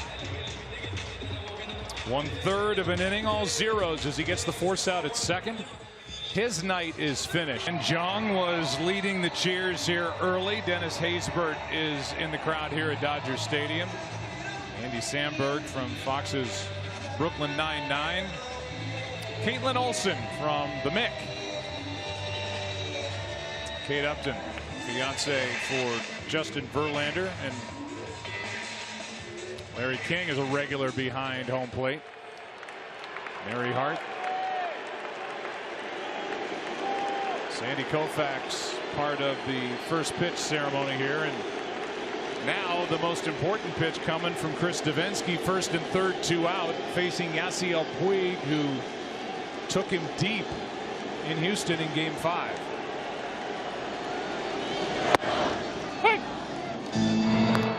Surprised how patient,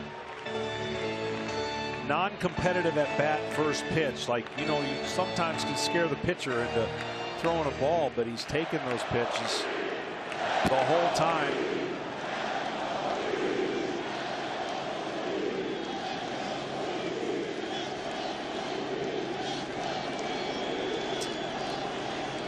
There's the 0-1.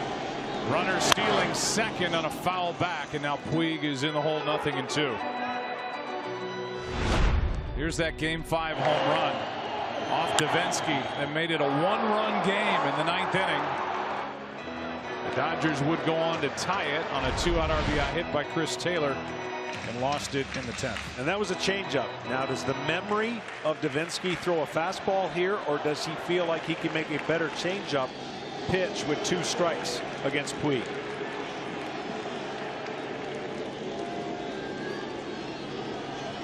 First and third, the 0-2. Fastball at 96. The only team to overcome a 5-run deficit in a World Series when facing elimination was 15 years ago, 30 miles down the I-5. 2002 Game 6, the Angels trailed the Giants 5-0. Going into the bottom of the 7th and won 6-5, and then won Game 7. A game that John Lackey started 4-1 to win their only championship. That's hard to do, to come back that late, but we've seen it. We've seen a lot of late runs. That's usually not the case against most bullpens in baseball today.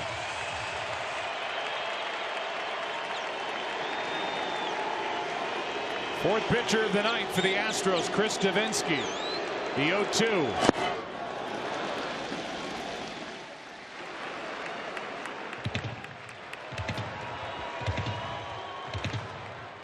Seager walked in this inning. Justin Turner had a base hit go off the glove of Bregman. And the pitching change. Bellinger bounced into a force out. He's at first. Seager at third, 2 out. And a 1-2 pitch coming to Yasiel Puig. Fouled back, and Bellinger was on the move again. Puig upset at himself. That's another chance of that fastball. Bellinger moving on the pitch. Watch Puig's reaction after that pitch right there.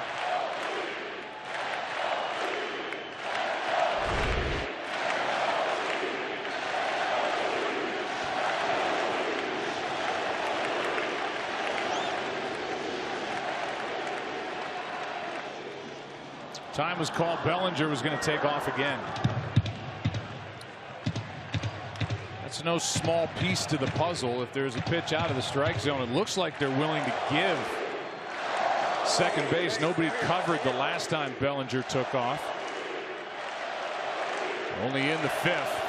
5-run game, and Davinsky calls out McCann.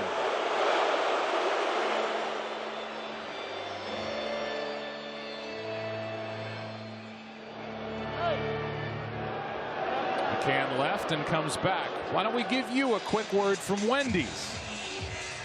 Wendy's now has amazing chicken tenders, and you can get them for a limited time with fries and a drink for just $5. First and third, 2 out, and a 1-2 count on Yasiel Puig.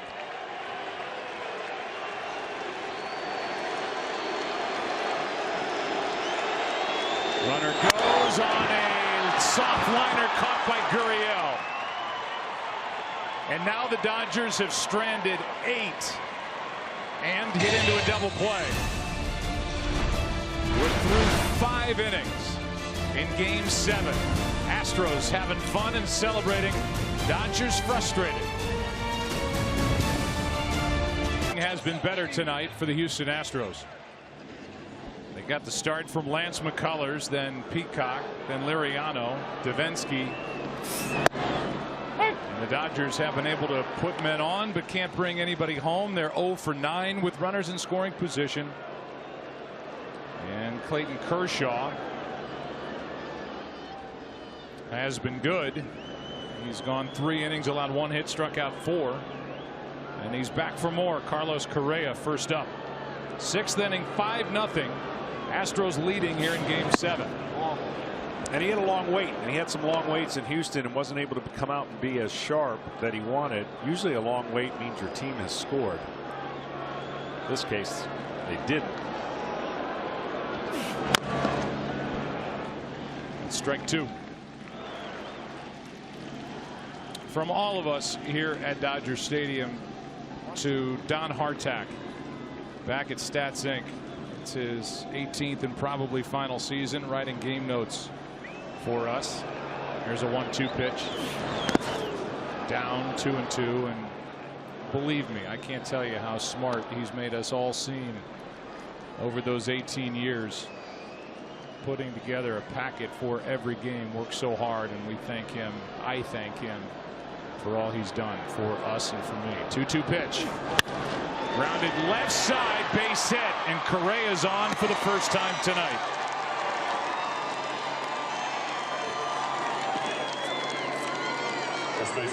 Let's go down to Ken Rosenthal. Joe, the Astros had 6 straight losing seasons, including 3 straight of at least 106 losses from 2011 to 2013. This season, this World Series, and maybe this night will be the reward for all their pain. Consider George Springer, #1 pick in 2011, 11th pick overall. Carlos Correa, #1 overall pick in 2012, and the Astros signed him for far below the assigned slot value. Good play by Kershaw off the mound down to second. Correa.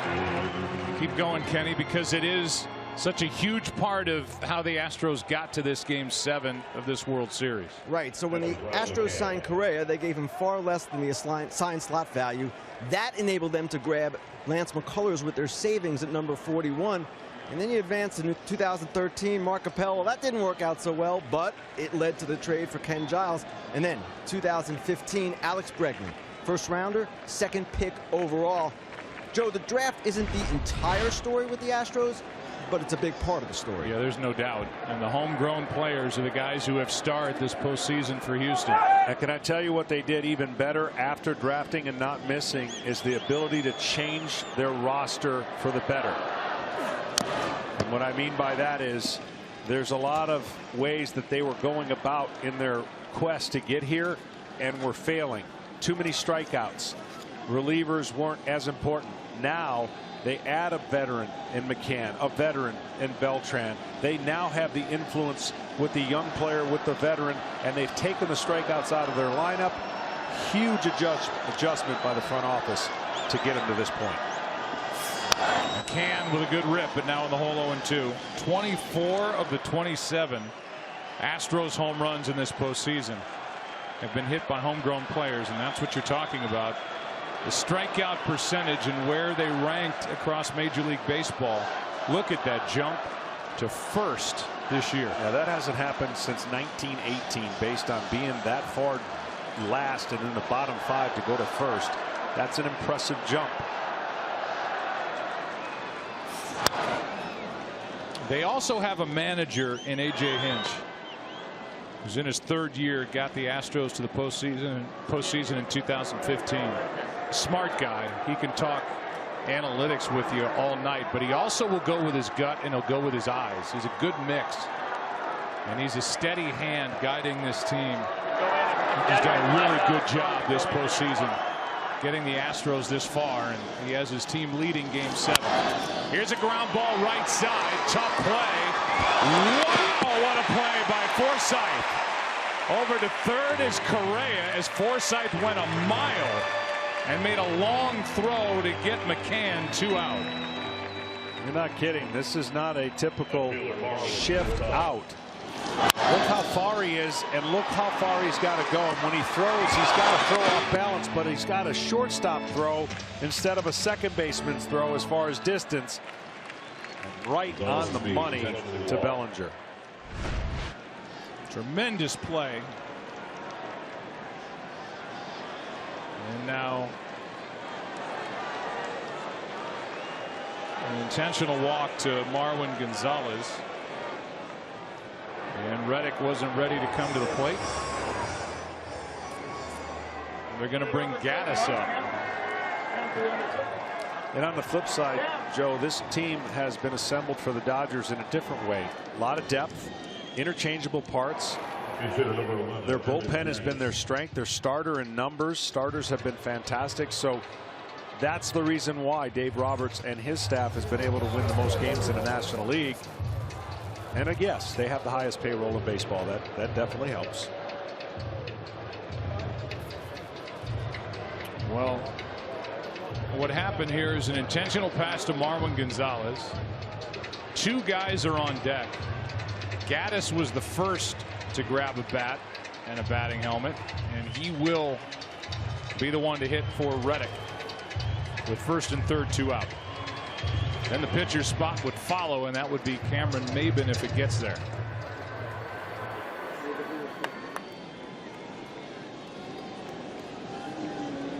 Gaddis gets a chance to face the left-hander Kershaw.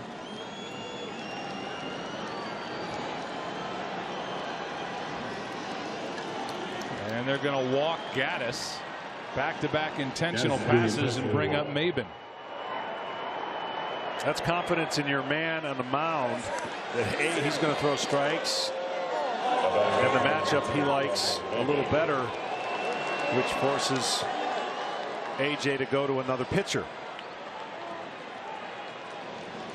He brings Maben to the plate, and in so doing ends the night for Davinsky, who goes 1/3 of an inning with all zeros, as he got that soft liner off the bat of Puig with runners at the corners to end the 5th. So here's Maben. Bases loaded, 2 out. Kershaw trying to keep it a 5-run game. Strike 1. Maben 1 for 2 in this World Series with a stolen base in that Game 2 win here at Dodger Stadium.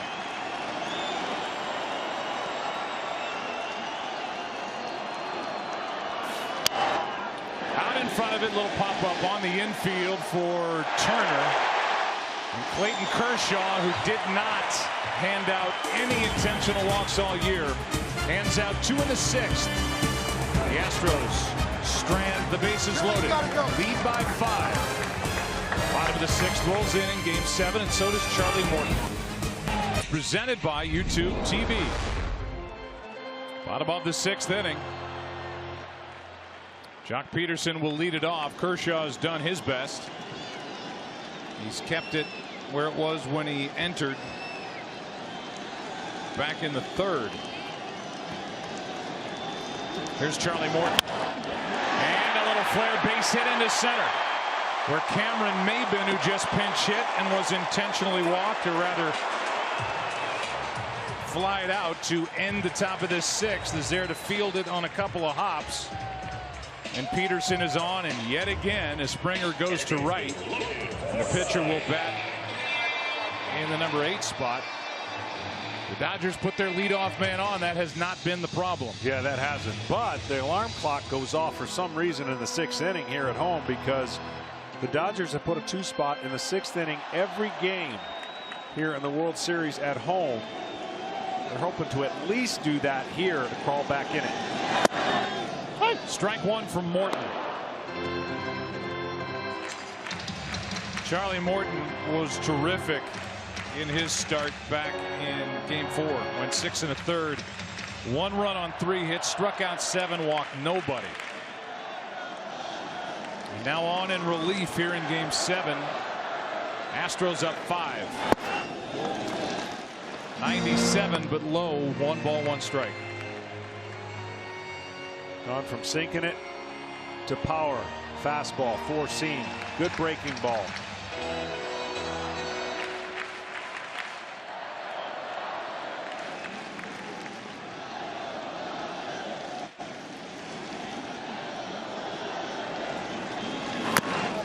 That's strike 2. Meanwhile, you saw Austin Barnes on deck. Then it would be Kershaw's spot. And with that, Kenley Jansen is getting loose here in the 6th inning, with the Astros about to bring all those right-handed bats up in the 7th, the top of the order. Yeah, you almost feel like that's what Dave Roberts has to do. And first and foremost, his offense is going to have to give him a reason to get excited.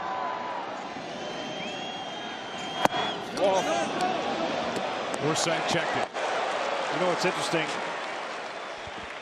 Relief appearances made by starters this postseason. There's not a small example. There's actually a large example. And the relievers slash hybrids, you're going to call them starters that come in relievers, have a better ERA than the traditional relievers in their role this postseason. Morton almost hit him with that pitch inside, a full count.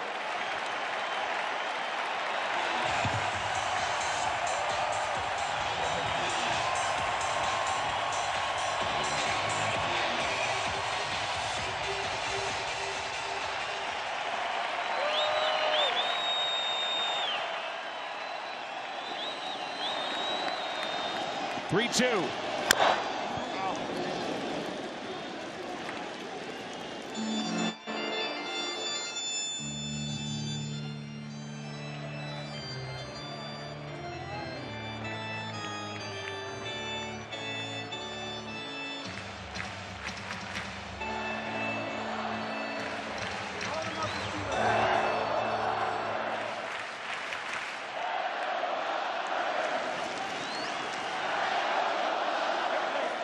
Hey, McCann's going to go out to the mound. This will change in the future, I promise.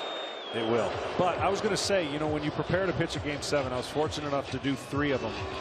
You do realize as a starting pitcher it'll be the longest game you ever pitch, because mentally there's so much to deal with. Well, that's not the case today, but it will be one of the longest games played because of the amount of pieces that have to come in, the meetings and all that's at stake. Game 7s are always a crazy, kind of interesting game set and mindset.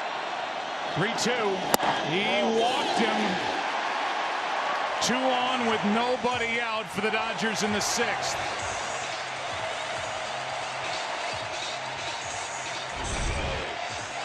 Pretty good pitch, but just maybe on the outside part of the strike zone. A good take, 3-2, and here the Dodgers go again. But the difference this time is they have the different part of their lineup coming up. Bellinger has been up with most of the damage that could have been done with runners on and has not gotten a hit. Taylor, a much different hitter in this situation. Bellinger, their cleanup hitter, has left 6 on.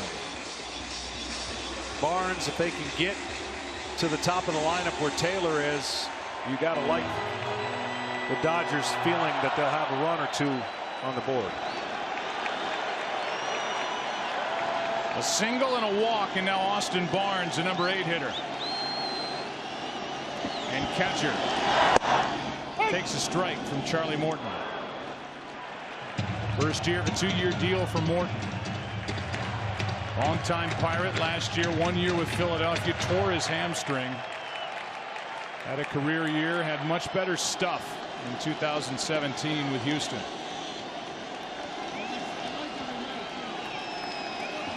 Deal 1. That is foul, right side, strike 2.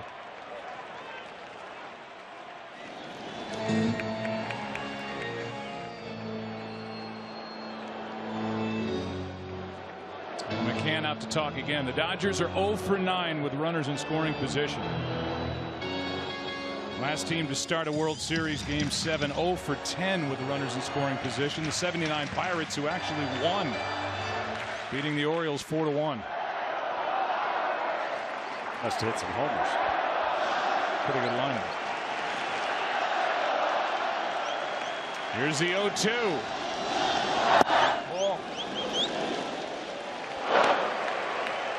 Pretty good pitch, called ball 1.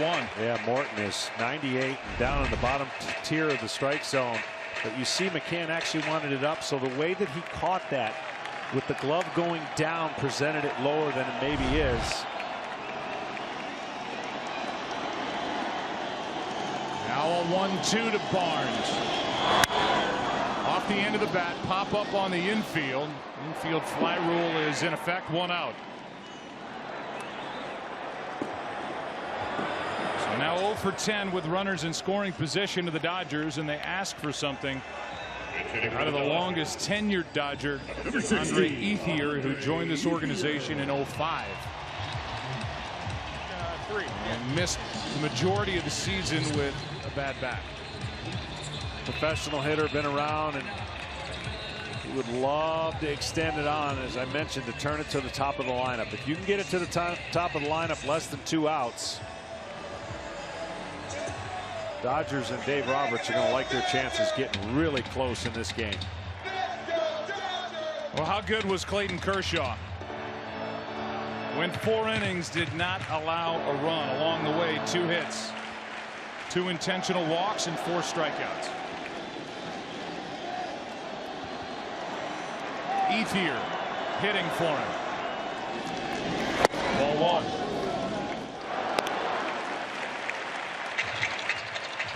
And this kind of game, even talking to the managers, you realize that everybody's got a platform to second guess, like you said.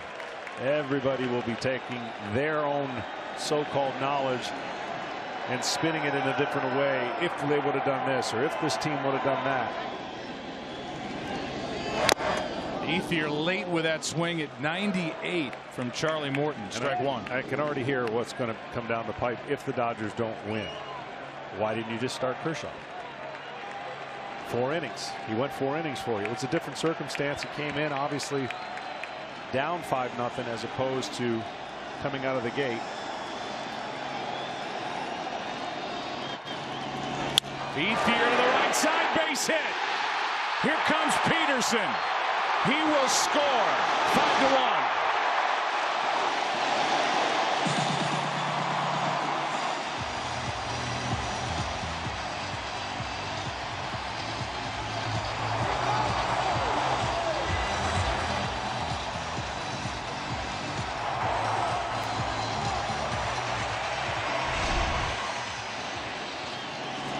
Well, it's the 6th.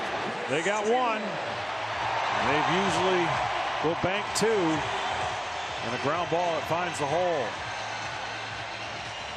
The crowd, something to cheer about. Charlie Morton threw 76 pitches in his Game 4 start. This is only the 2nd time in his career he's pitching on 3 days rest. The other time in 2008 in his rookie year with Atlanta. So it's been a while, and he's out there in Game 7. 4-run game now, and a good pitch in for a strike to Chris Taylor. All Dave Roberts could ask: get to the top of the lineup. Runner still on base, less than 2 outs. Now down 4.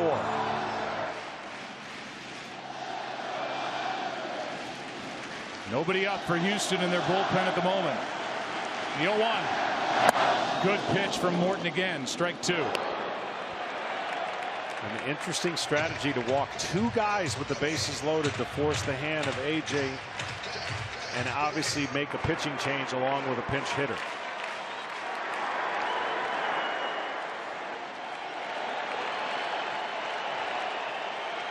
Morton in a jam, the 0-2. This Taylor's been a tough out. He was last night for Verlander and delivered that key hit in the 6th. The RBI double down the right field line. He sent Utley to 3rd, and Utley scored on a sac fly by Seager. But you see Verlander now is out in the bullpen for Houston. And those were the big runs for the Dodgers last night.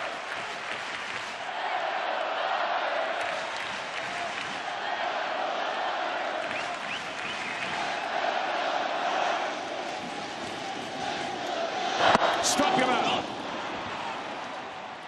2 out in the inning, and the batter will be Seager. I'm going to tell you something right now. This is not an easy pitch to throw when you haven't got the feel for your changeup. He just threw 2 great changeups to Taylor after he chased a fastball up.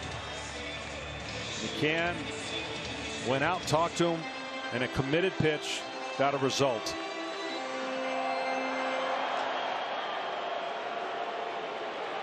Correa liked it. McCann out to talk yet again with 2 on, 2 out. And Corey Seager, the reigning National League Rookie of the Year. He's hit 1 home run this postseason. It came in this series. 22 on the regular season.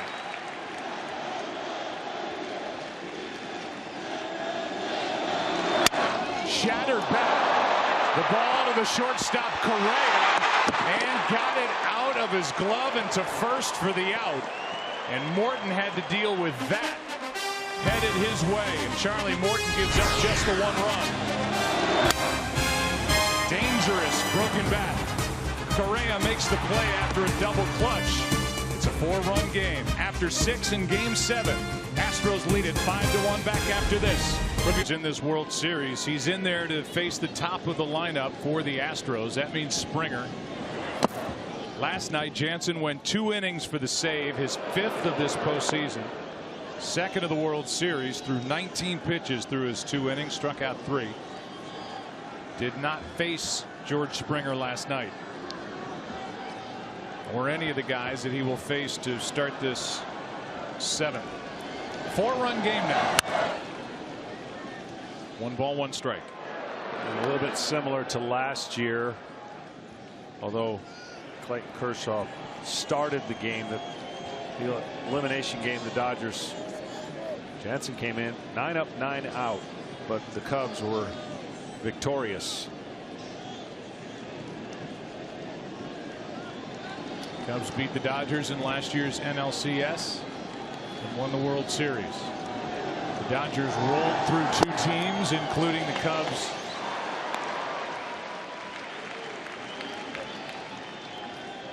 After they beat Arizona. But they have run into a team that won 101 games during the season. The Astros. That's fouled back. Springer is 2 for 3 tonight with a double, a run scored, a 2-run home run, and that 2-run home run chased Yu Darvish and really set in motion what we've seen, the domino effect out of the bullpen. Morrow, big weapon, had to be used in the 2nd. Clayton Kershaw had to be used in the middle innings. Now Jansen is in the game in the 7th. 1-2 to Springer. In the air to left center field. On the move. Taylor's got it. 1 away.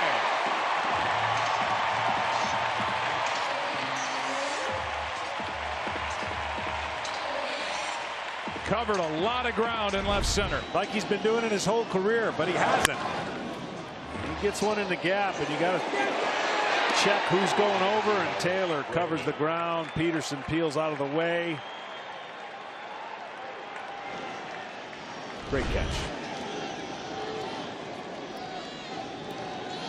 Now Bregman. It was a good at bat by Bregman that helped both runs in the first inning. Strike one. After the double by Springer, Bregman was up there to move him over to third, grounded to the first baseman Bellinger, who threw wide to Darvish covering. Run scored, put Bregman on. He stole a base, scored on a ground out by Altuve. That's out of play. Strike two.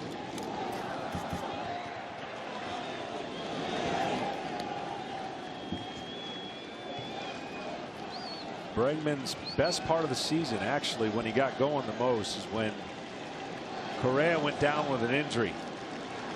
Rumors, would he be a piece in a trade to go get a pitcher? Well, he stepped in. They didn't miss much of a beat, and he's been outstanding at third ever since. Brilliant 0-2 pitch. It's been a tough out, too.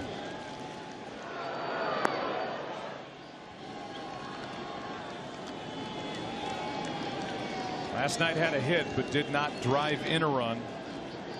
He had driven in one run in each of the first 5 games. Second guy to do that in his first 5 World Series starts. Another 0-2 from Jansen. Foul.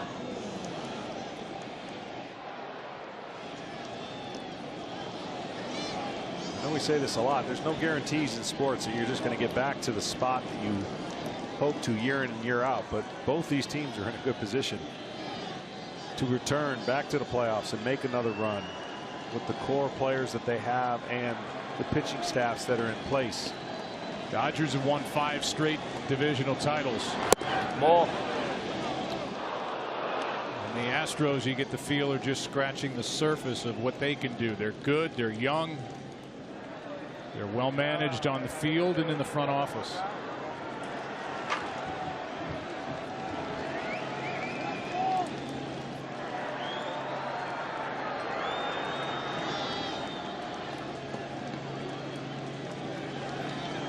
One-two from Jansen. 2-2. Saw the shot there of Alex Cora. He will be moving on after this is all said and done. Off to the Red Sox. 3-year deal to manage.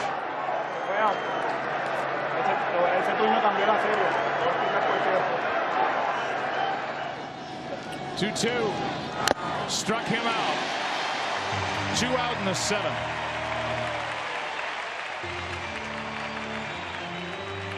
Batter will be Altuve. Junior Home Run Derby allows kids 14 and under to compete for the National Home Run Derby Championship during the 2018 All-Star Week in Washington, D.C. Sign up today to host a free competition in your local community at jrhrd.com.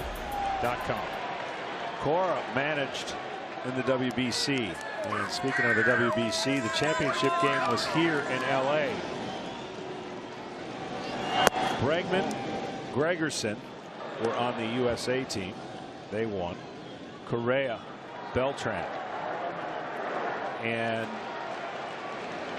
P.K. Hernandez were also here. Full circle for Bregman and Gregerson, maybe.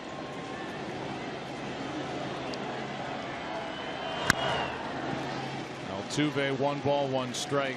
His team, Puerto Rico. For a guy like Carlos Beltran, who we've shown you, he got into the game last night, struck out to end game 6. I wonder what the future holds for him. He was on a 1-year deal with Houston. What a career he's had.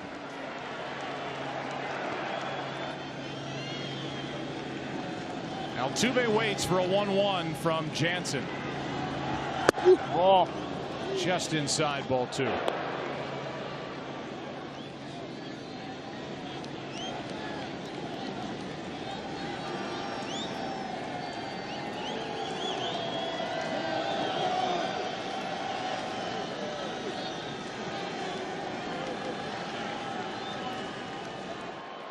The numbers for the Houston Astros during this postseason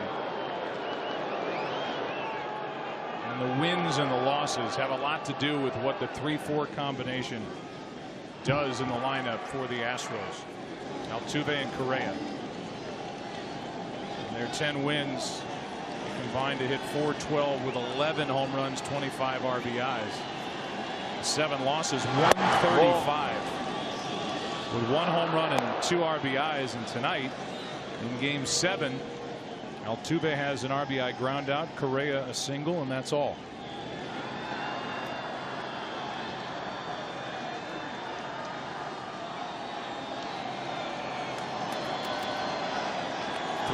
Altuve takes ball 4, a 2-out walk.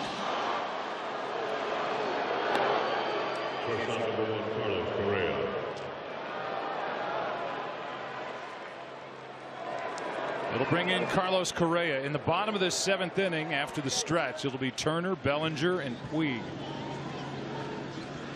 It looks like Charlie Morton will head back out there.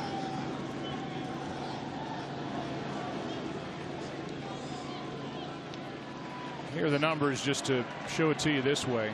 The average, the home runs, the RBIs, the runs scored.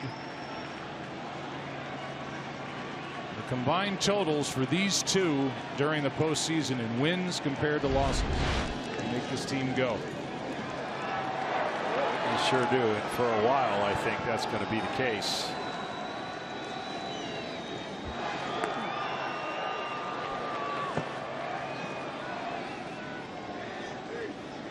The Astros have not done much running at all in this World Series. 1 steal, 1 for 1. That belongs to Maben way back in Game 2. There goes Altuve. Throw down by Barnes. Not close. Stolen base.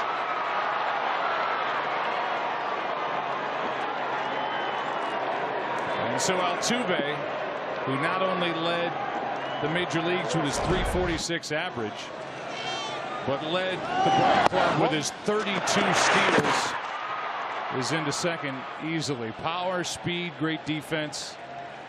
He does it all. He really does, and does it all having a really good time at it as well. Stolen base, kind of a lost art. 30 plus the last 6 years for Altuve, and that is foul.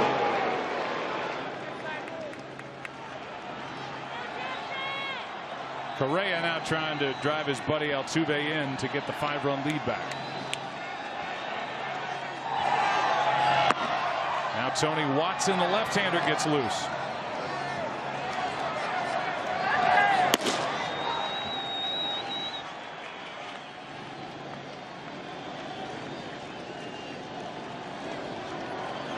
One pitch, popped up. Out behind second base, Seager ends the top of the 7th. Heart of the order coming up for the Dodgers. Game 7 getting late. 5-1 Houston. That made it 5-0 in the second. He ties the World Series record with his 5 home runs. The Astros have used 5 pitchers. Kershaw was great. The Dodgers have left 10 on base and are 1 for 13 with runners in scoring position. That's the story of this game.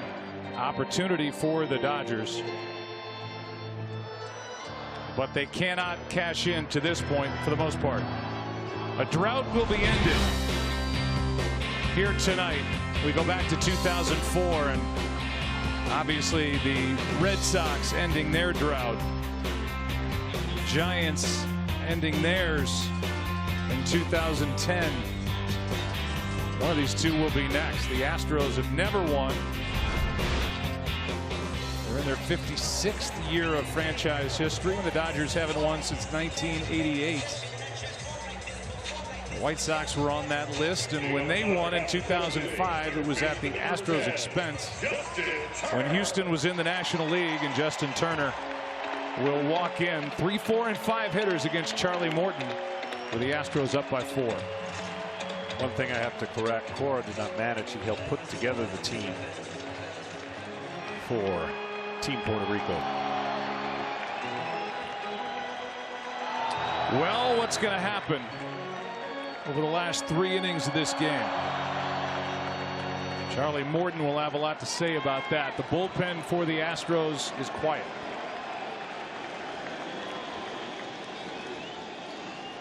Turner. Oh, Good pitch in on the hands from Morton. Strike one. You know, regardless of what happens to Morton in this inning and for this game, what the Astros had just found out about Charlie Morton in his postseason last 2 starts will serve them well and him for next year. Yeah, he's got talent and he's got guts. Ball.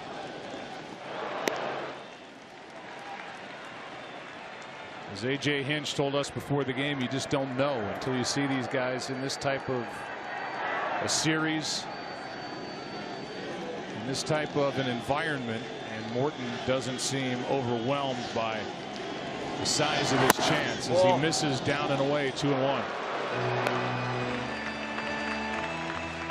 3 of the first 4 reached against Morton last inning, but then a strikeout and a ground out ended the threat.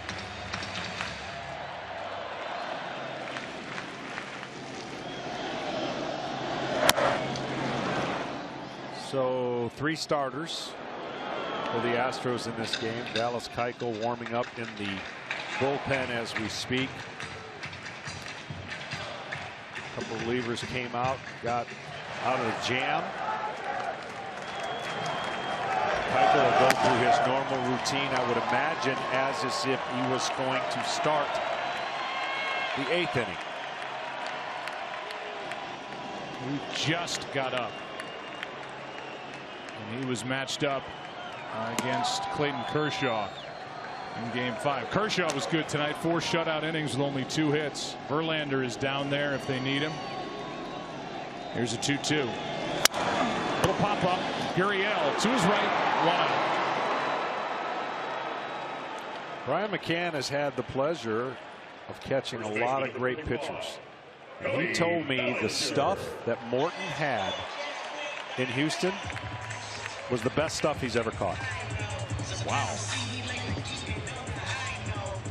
On that particular game, he said, you just can't believe how good it was and how locked in he was. And that, by the way, is a guy that used to catch you. Yeah. 6 1/3, 1 run, 3 hits in that game 4 start. Good tight breaking ball for a strike to Cody Bellinger, who's had a rough night. He has. This game would be a little different, maybe with contact in certain situations.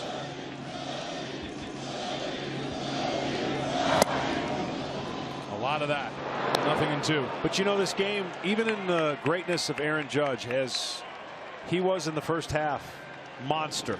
Then the league exposed him a little bit. He went through a rough stretch and then he adjusted again. Same thing for Bellinger. He'll have to adjust next year to the pitchers who have seen some things in this series. Right. Got him looking. 3rd strikeout of the night for Bellinger. And it's a game of adjustments. A door opens and then it's up to that particular player, pitcher or hitter, to close that door. And then you wait for another door to open. And what the Astros are so good at is spinning a baseball, throwing off speed, about 50-50 based on their fastball to off speed ratio. And they have exposed Bellinger in this series to a lot of strikeouts. It's an overall postseason record, not just a World Series record for Bellinger. Such a good guy, such a good kid, had a great year, just 22 years old. But he has now struck out 29 times this postseason. And he'll be fine, because as the league faces him, they don't have a bunch of guys that are going to be able to do the same thing. So he's going to have his numbers and he's going to learn how to adjust and take from this postseason. I think anybody who comes into this game, there's rare times where you see a young kid just dominate from the beginning, maybe Mike Trout, Albert Pujols, and carry that all the way through without going through some peaks and valleys and struggles. Grew up around the game. His dad Clay played for the Yankees. Here's a grounder to short. Correa takes care of Puig, and that sends us through 7 in game 7. The Astros will bat 8th inning now. 5-1 Houston. Fans, we now have a record-breaking 104 home runs this postseason and over 600,000 tweets from you. which means T-Mobile will be donating over $2.4 million to Team Rubicon. Keep doing your part, though. Tweet or retweet hashtag HR4HR. T-Mobile will donate another $2 every time. Alex Wood takes over. Jansen a scoreless 7th. 1 strikeout, 1 walk. First up is Gurriel. And the count goes to 2-0. All the scoring against the starter, Yu Darvish. In an inning and 2/3, 5 runs, 4 of them earned, 3 hits, 1 walk, no strikeouts, and a home run. That's on a line to center, and Taylor moves over to grab it. 1 away. The batter will be Brian McCann against Alex Wood, and we'll give you a quick word from Duracell. For the final time this series, Duracell. How'd they know it's the final time? Unbelievable. A quick word from Duracell, and now the at bat for Brian McCann, who's done such a good job catching this staff. A lot of moving parts. There's a strike from Alex Wood, who in game 4 went 5 2/3, allowed 1 run on 1 hit. The home run by George Springer, and that was it. And then he was out of the ballgame. It's been an interesting year for Alex Wood. Of course, he started off on fire, all-star, undefeated, ultimately running his record to 11-0, and then some time on the DL. And then we mentioned that time in between. Rhythm, 1 start in 32 days, going back to that start you mentioned.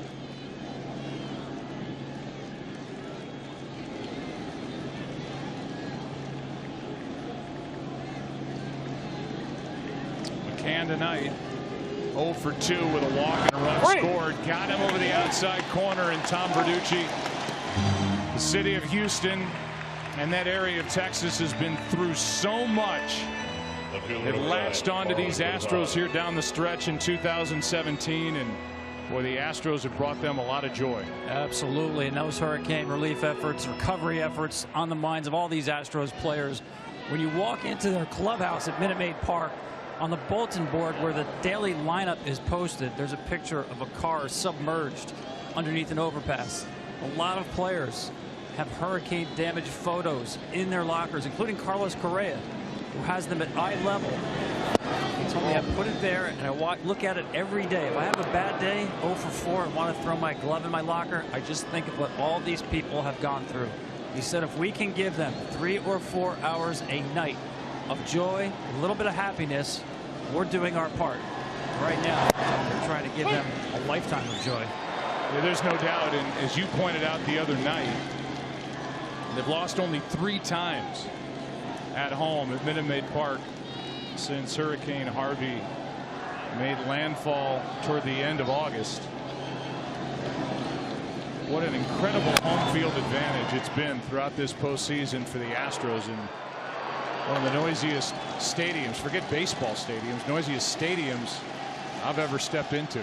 Yeah, it's been an eerily similar year for both of these teams. How hot of a start, a little bit of a lull, and then finishing up strong and really running through the playoffs to this point.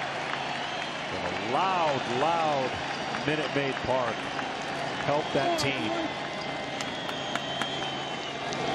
That's outside. They came back needing to win back-to-back games against the Yankees to get to the World Series. They did that. And now here they are, outs away from their first World Championship in franchise history. Still 2-2 on Marwin Gonzalez. And even though their team is gone and out here in Los Angeles, the fans are packed in at Minute Maid Park watching their Astros play here in Game 7, as they were doing last night in Game 6.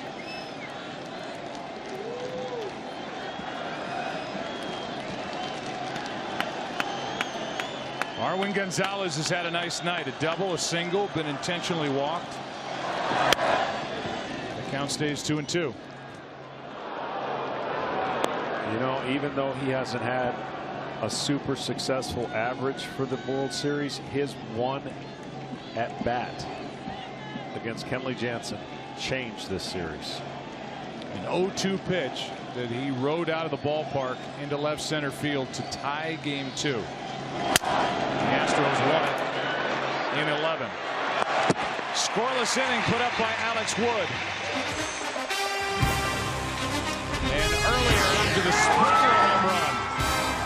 Way back in the 2nd. Celebrating. Joy in Houston. Bottom of the 8th. Dodgers will bat down by 4. Morton has been very good again tonight for A.J. Hinch. Dallas Keuchel getting loose in case something starts for the Dodgers here in the 8th. They trail by 4. Jock Peterson 1 for 3 tonight. Strike 1 from Morton.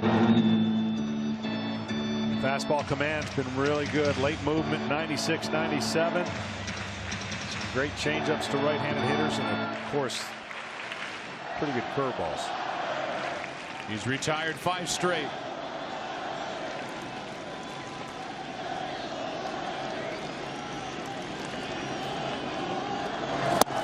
Out in front of it is Peterson, and now backed up on the count 0-2.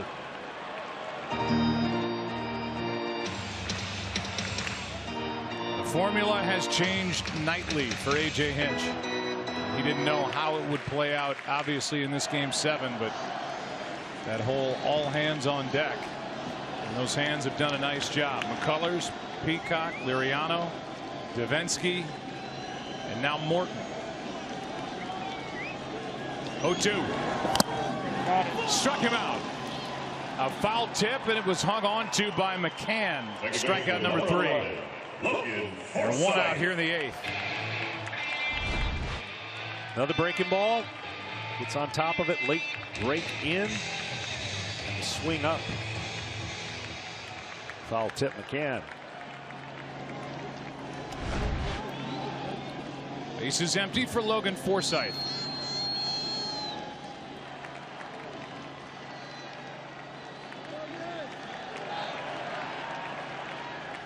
With 1 out, Morton deals, and that's a strike.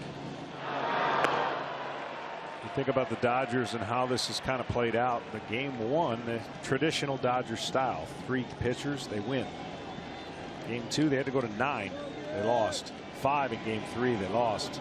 Only 4 in their win, 7 in their loss. And in their last win on game 6, 5 was the number. From Hill to Morrow to Watson to Maeda to Jansen. Watson got the win tonight. Darvish couldn't go 2. And the dominoes started to fall early. The 1-1. Upstairs, 2-1.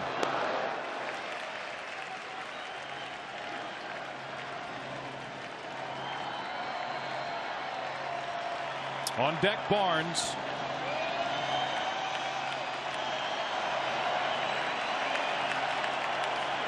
And then the pitcher's spot. 2-1. Right side, it will get out of play. This crowd is trying so hard. They're doing their part and trying to get this mode turned around. Momentum somehow, some way turned in their favor.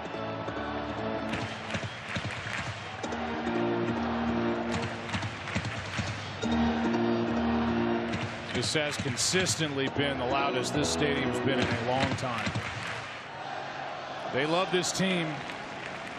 A fun team to watch. Number 1 in baseball this season with 104 wins. And the best home record in the game. 2-2. And like Dave Roberts said, it was always somebody different, it seemed like.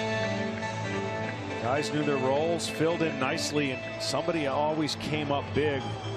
And they're looking for that tonight with 5 outs left.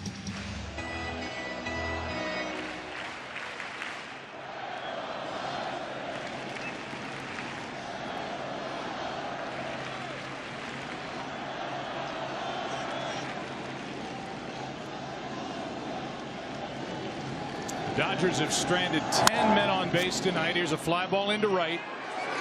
Springer over to grab it. 2 down. Early missed opportunities to jump back into this game and put pressure on this Houston bullpen. That'll be talked about after this game for the Dodgers as well, if they fail to rally. Now Austin Barnes with 2 out, nobody on. No doubt. I mean, they had golden opportunities. When you're down 5-0 in the World Series Game 7, that will deflate a lot of people and certainly put your offense at a disadvantage in how you strategically go about scoring runs. Yes. But they came right back, and in every inning there for a while they had a chance to get right back in it and just couldn't get that hit. You know, you wonder where this game is headed pitching wise for A.J. Hinch, and if history tells you anything, well, if Morton, who's throwing great, gets Barnes here, A.J. Hinch has proven he will ride the hot hand and not just automatically go to somebody else in the bullpen. He did that with McCullers in the ALCS. He did that with Peacock in Game 3 of this World Series. He sure did, and I'm telling you, it's the reason they're in this position. Here's one into right center field. Maben to his left. How about Charlie Morton? Outstanding through 3 innings, and he might get another. We go to the 9th inning of Game 7. Astros lead at 5. Dodgers after Yu Darvish has been really good. Morrow, Kershaw, Jansen, Alex Wood. And this answers the question: is Charlie Morton will stay in the ball game and hit? And that should tell you, as I look up at the monitor that's pointed down my way with a camera in the bullpen for Houston, Verlander is lightly tossing in the bullpen for Houston, but it's Morton right now. He's up there to watch. Strikes out to start this 9th inning. Yeah, don't waste any energy. Stay focused on pitching, just in case. I mean, the job that A.J. Hinch has done, Number 3, Cameron Maben, showing his ability to maneuver, cajole, manipulate, and overworked and seemingly outgunned bullpen in this World Series has been really impressive. It has. And I can tell you, going into this series, the bullpen matchups way favored the Dodgers. I mean, it wasn't close. That was their strength. That was where they were flexing their muscles. And unfortunately for the Dodgers, had it stayed in Game 2 the way that they had hoped, it would be a much different series. But because the Astros got to their bullpen and because the starters haven't gone deep enough for the Dodgers, those middle 3 games, that bullpen was not the same. They were exhausted. Wood gets it by the bat of Maben. His second at bat. He's 0 for 1. He came on and pinch hit, fouled out to third with the bases loaded in the 6th. And now, after being up on the count 2-0, it's 2-2.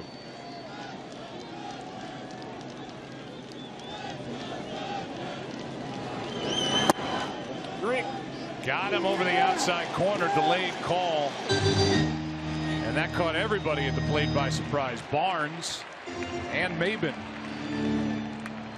Number 4, Joe Springer. And with 2 out, nobody on, we'll give you a quick word from T-Mobile. Tweet #HR for HR and T-Mobile will donate $2 to hurricane recovery.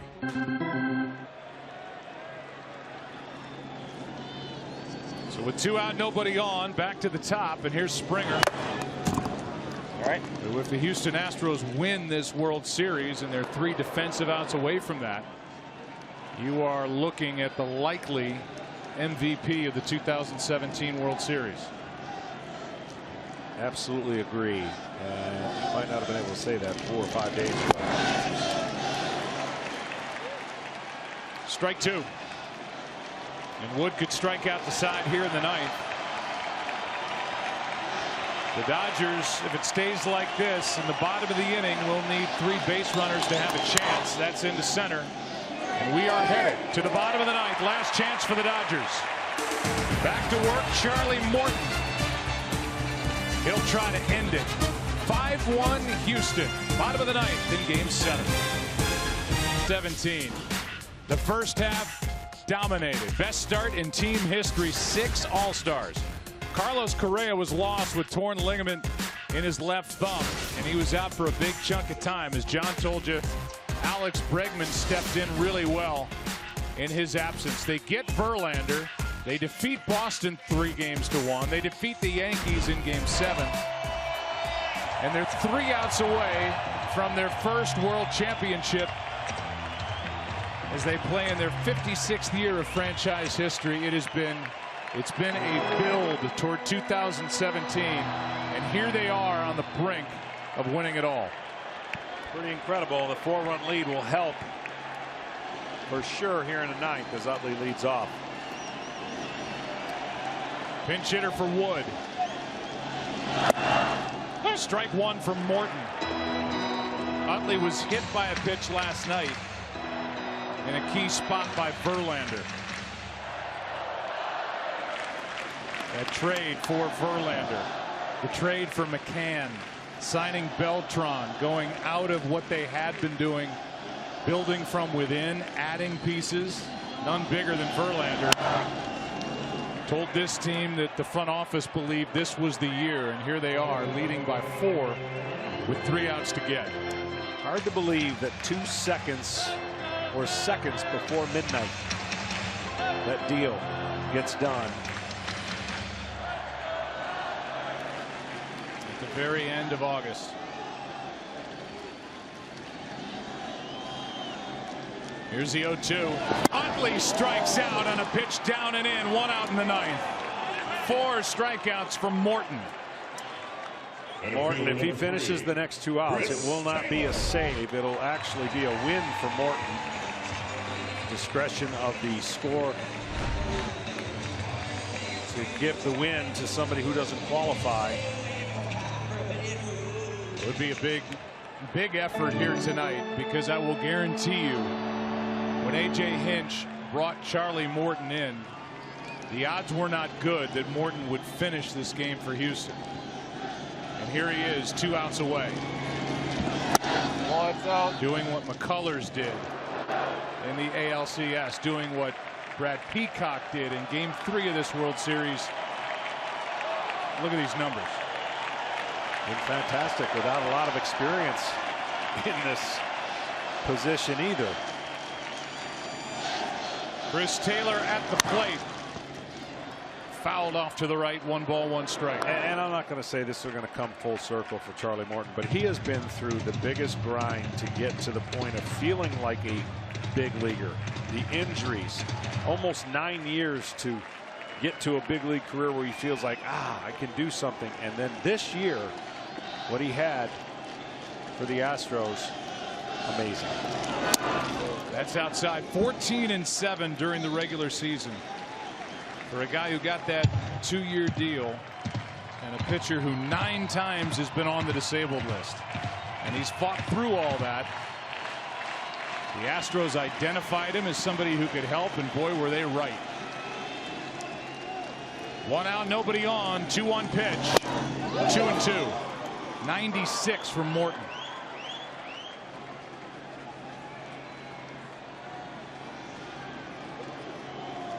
He started. McCullers. Peacock picking up big outs again here tonight. Liriano got an out. Davinsky. Since then, it's Charlie Morton. His 2-2 pitch. Broken bat. Altuve comes to get it. 2 out.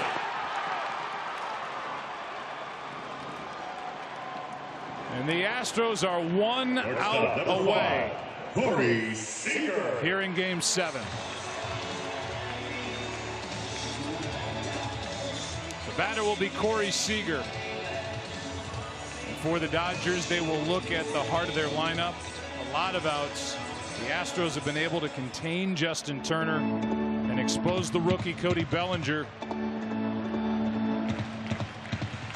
who struck out 17 times in this World Series. That's a record. What's interesting to me, Brian McCann, a perennial all-star in the National League, went over to the Yankees, was going to be part of the Yankees' success, traded over here because of the Sanchez success. Here's a ground ball right side, could do it. The Houston Astros are world champions for the first time in franchise history.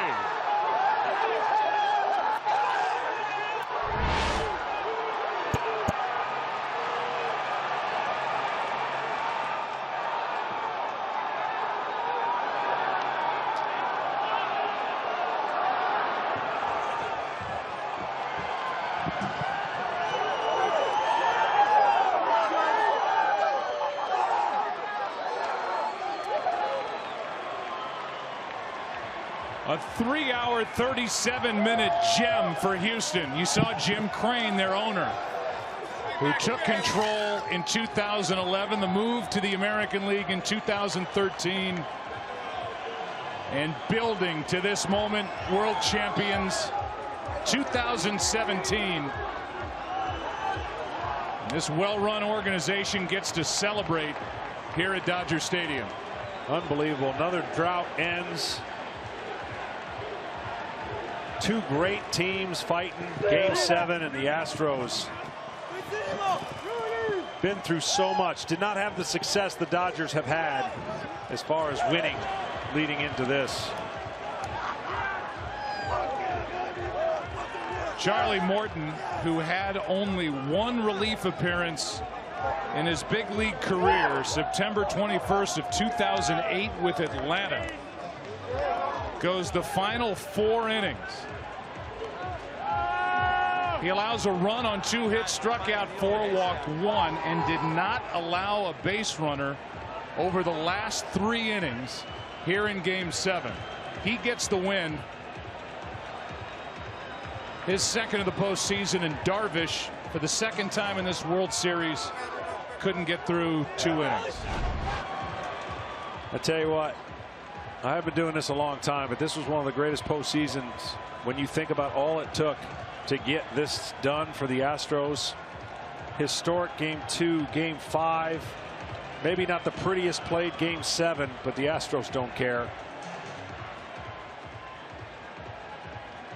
All the drafting, all the scouting, the pieces that were added via trade or free agency for this stretch drive, and the Sports Illustrated cover in 2014, and the article by Ben Reeder, they nailed it. And Justin Verlander, the biggest piece that was added in season for Houston. And the most likely MVP, George Springer, with a double and a home run in his first 2 at-bats tonight. Homers in 4 straight games, 5 for the World Series. Keuchel and Verlander sprinting out of that bullpen to celebrate on the center of the diamond. Truly a great World Series. The vet, Brian McCann, in his 13th year in the big leagues, finally got to play in a World Series, and he and these Astros are world champs. Let's go down to Ken Rosenthal. Thanks, Joe. Charlie, this was only your second. Like being on the mound in the 9th inning, knowing you were closing out the Astros' first World Series title. Well, the guys came out and put runs on the board, and we held down a really tough lineup, and you know, I don't know, it hasn't really sunk in, but I don't know, I felt pretty good. I thought early on I was just kind of amped up. I was overthrown a little bit, but settled in a little bit and started making some pitches. Charlie, you've been through so much. Surgeries, injuries, disappointments. What does this moment mean to you? I'm just so thankful. I'm so thankful to the Astros organization for giving me a chance and believing in me, and you know, for my teammates, for the city of Houston. You know, it's just unbelievable. Charlie, thanks very much. Congratulations. Now over to Tom Verducci. Thanks, Ken. Jose Altuve, I want you to repeat what you just told me, because a lot of people in Houston want to hear it. Hey, I cut the last out from the Houston Astros, becoming world champion. It was a ground ball to me. I threw the first, and I think this is the happiest moment in my life in baseball. I got to ask you, because you've been here a long time, you endured 3 years losing more than 100 games. When did you believe a night like this would be possible for the Astros? I mean, I always believe that we can make it, and I thank God for the opportunity to be here in a Game 7, and we won the Game 7. So I thank God for the opportunity to become World Series champion. You know, I think we deserve it because every single guy did something to help us to get over here. You guys went 18-3 down the stretch at home at Minute Maid Park. You went 3-0 in elimination games. What would you like to tell your fans back in Houston watching right now? That we did this for them. You know, I know it's been a lot going on in Houston since last year, but this is because of them. They are the biggest reason why we're here playing every day. Congratulations, you're a world champion. Thank you, thank you. Back to Ken Rosenthal. Thank you, Tom. Lance, started this game, shutout innings. Yeah. What was it like came for you? across.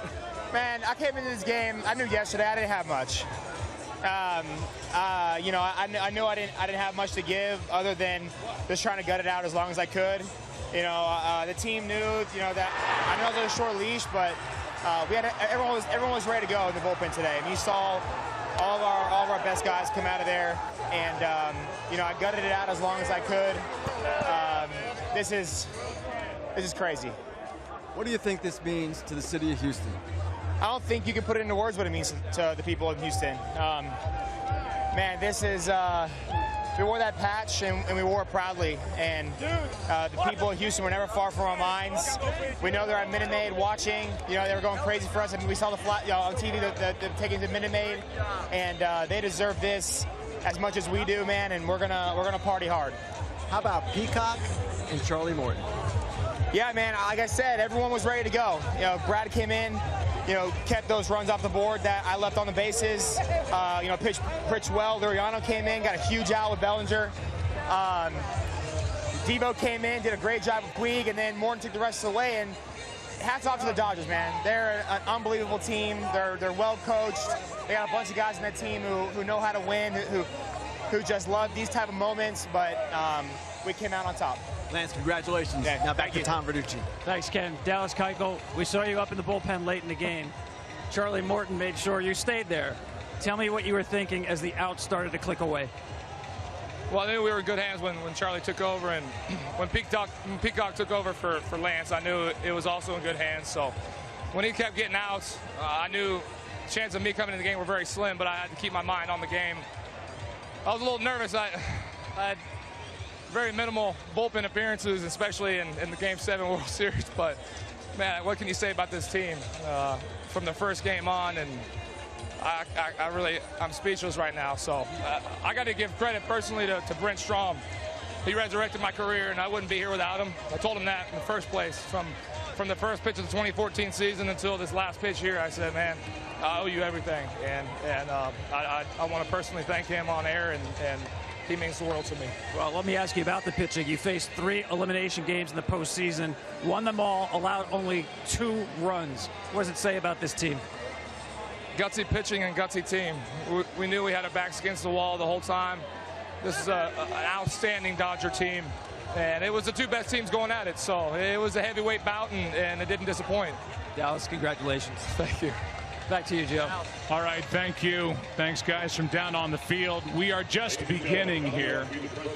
From the owner, Jim Crane, as I said, took over in 2011, to Jeff Luhnow, the GM, who took over December of 2011. From managers Brad Mills to Bo Porter to A.J. Hinch.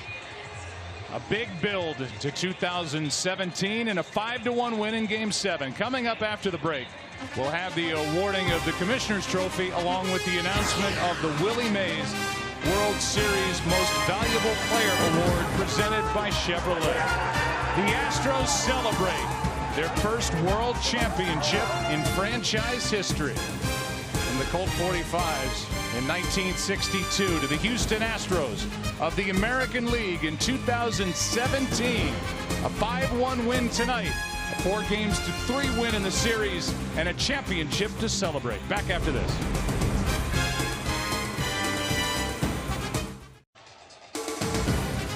Well, with a record-breaking 104 home runs hit this postseason and over 650,000 tweets, together we have raised over $2.5 million for Team Rubicon and hurricane recovery efforts. On behalf of T-Mobile, we all thank you again.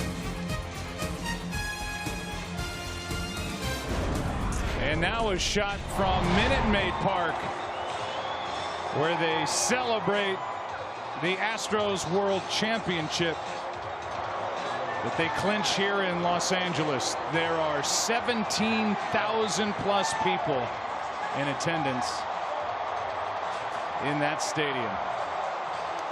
What a year for the Houston Astros and for the Los Angeles Dodgers. Astros win it. Let's go down to the field and Kevin Burkhardt. Joe Buck, thank you very much here at Dodger Stadium, where the Houston Astros, you can say this for the first time ever, the Houston Astros are your World Series champions. We've got Commissioner Rob Manfred here and members of the Astros with me. Jim Crane, the owner of the Astros, Reed Ryan, president of business operations, Jeff Luhnow, the general manager, A.J. Hinch, the manager. And without further ado, let's present the Commissioner's Trophy. Rob Manfred, you're up. On behalf of all of us at Major League Baseball, I want to congratulate the Houston Astros on their first ever World Series championship.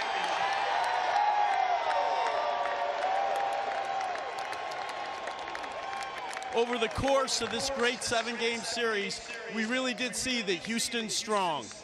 So without further ado,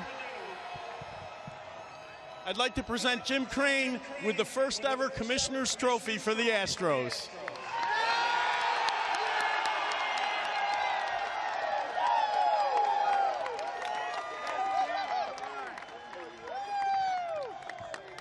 Jim, I'm sure this feels amazing. With everything back in Houston this community has gone through with the hurricane, and obviously they rallied behind this team. What does it mean for you, for this team, for this community? Well, this one's for Houston back there at home in the region. Got hit hard, and everybody was behind us. The guys picked up on it.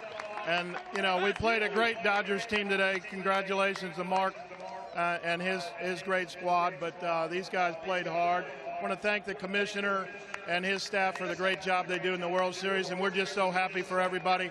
I'll let these guys talk about the team because Jeff built the team and AJ managed the heck out of it. So congratulations, guys. Well, congratulations to you, Jim, as well. Let's bring in Jeff. Jeff, come on in. First of all, tell us who's on your shoulder here. My son, Henry. He's excited to be here.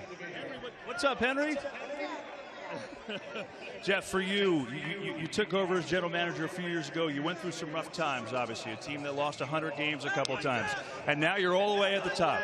So what's the most gratifying thing about this entire process?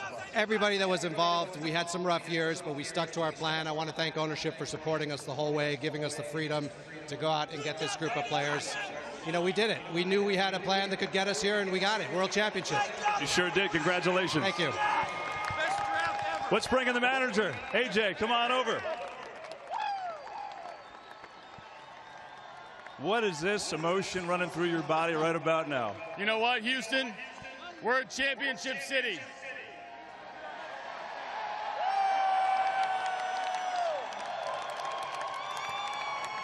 This team loves playing in Houston, and we're going to love bringing this World Series trophy back to Houston. AJ, did you feel that responsibility after the storm? Obviously, the community rallied around you, but did you feel the responsibility of carrying the community with you? You know, we take great pride in being there for Houston at that time. Obviously, they responded by falling in love with this team.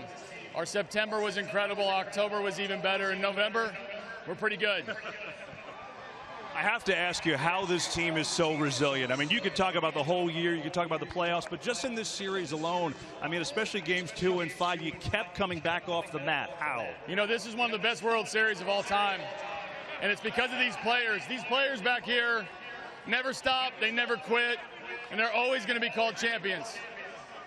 How did you keep everyone so calm coming into a Game 7? Oh, we weren't calm. We weren't calm at all. We wanted to win from pitch 1. George Springer leads off with a double, and off we went. Before I let you go, tell me how this sounds. You could say it for the first time with me. The Houston Astros are World Series champions. Feels pretty good to me. Congratulations, AJ. Thank you. Joe Buck, let's go back upstairs to you for now. 5-1 is the final here in Game 7. Morton so good out of the bullpen. Darvish started and could not get through 2. The Astros jumped all over him. The top run-producing offense in baseball. And it has been a long wait for Houston and for these Astros. They get it done here tonight.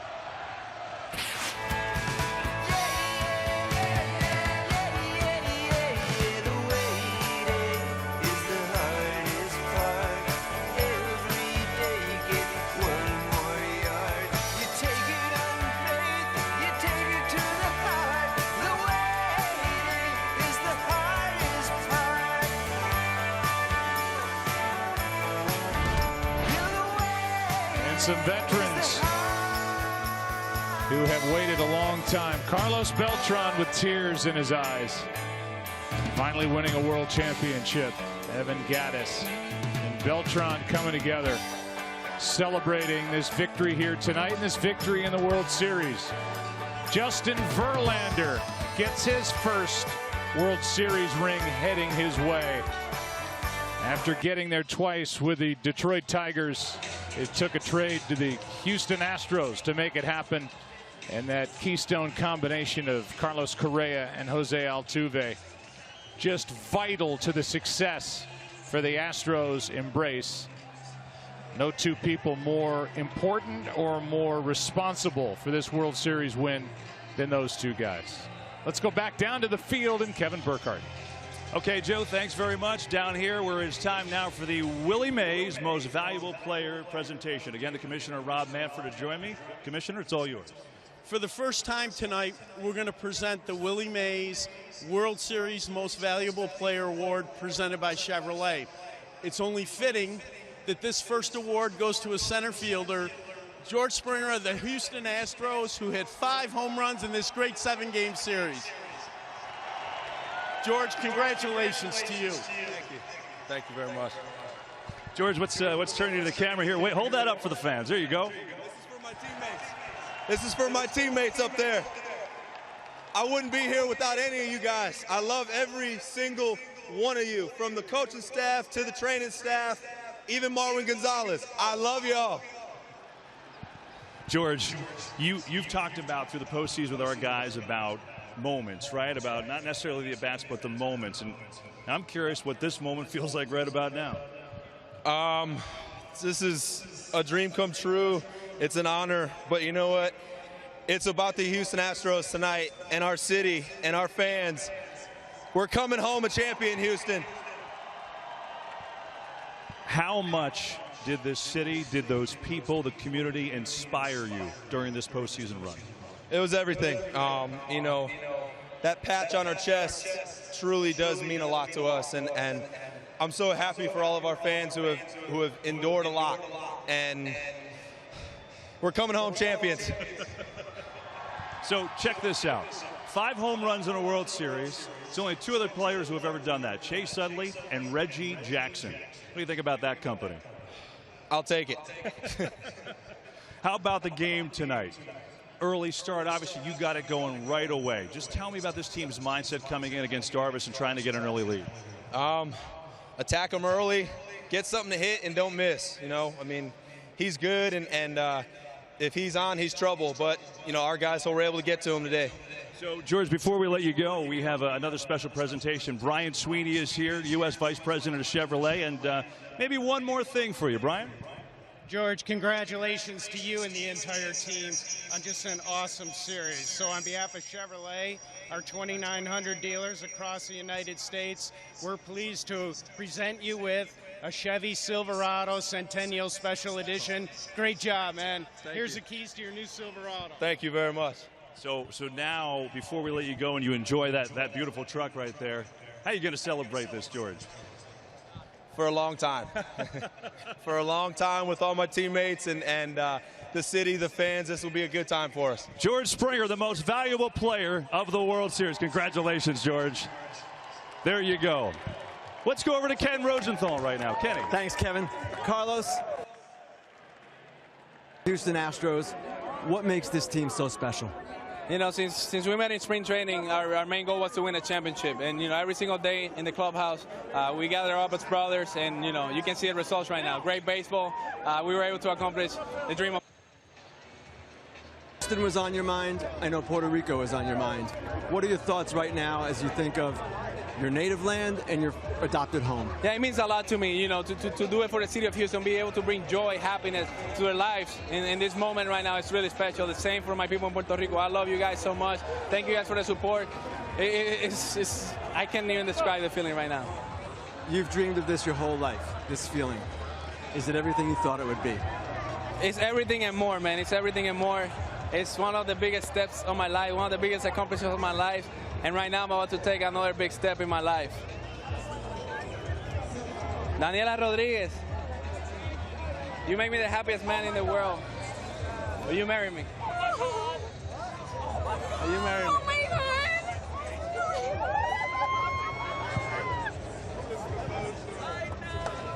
Let me put it on you.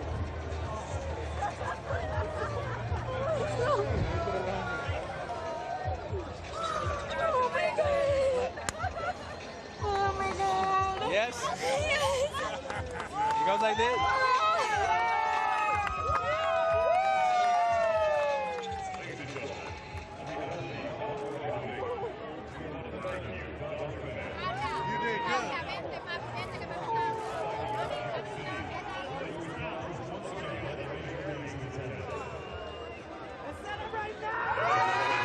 Oh, what a great moment here at Dodger Stadium. Wow. We've had a lot of firsts here tonight. The Astros win their first world championship in franchise history. And we've got a marriage proposal. She said yes, and congratulations to the Correas. The Correas to be. And whether it's Marwin Gonzalez or the MVP George Springer, this has been some team effort. Jose Altuve, manager AJ Hinch. There's Alex Bregman. He stepped to the center of the stage and performed so well in the spotlight. Such a well-made team put together. And the vet, Carlos Beltran. What a way in his one-year deal returning to the Astros for this season to end. Congratulations to the Houston Astros and to George Springer, this year's World Series MVP.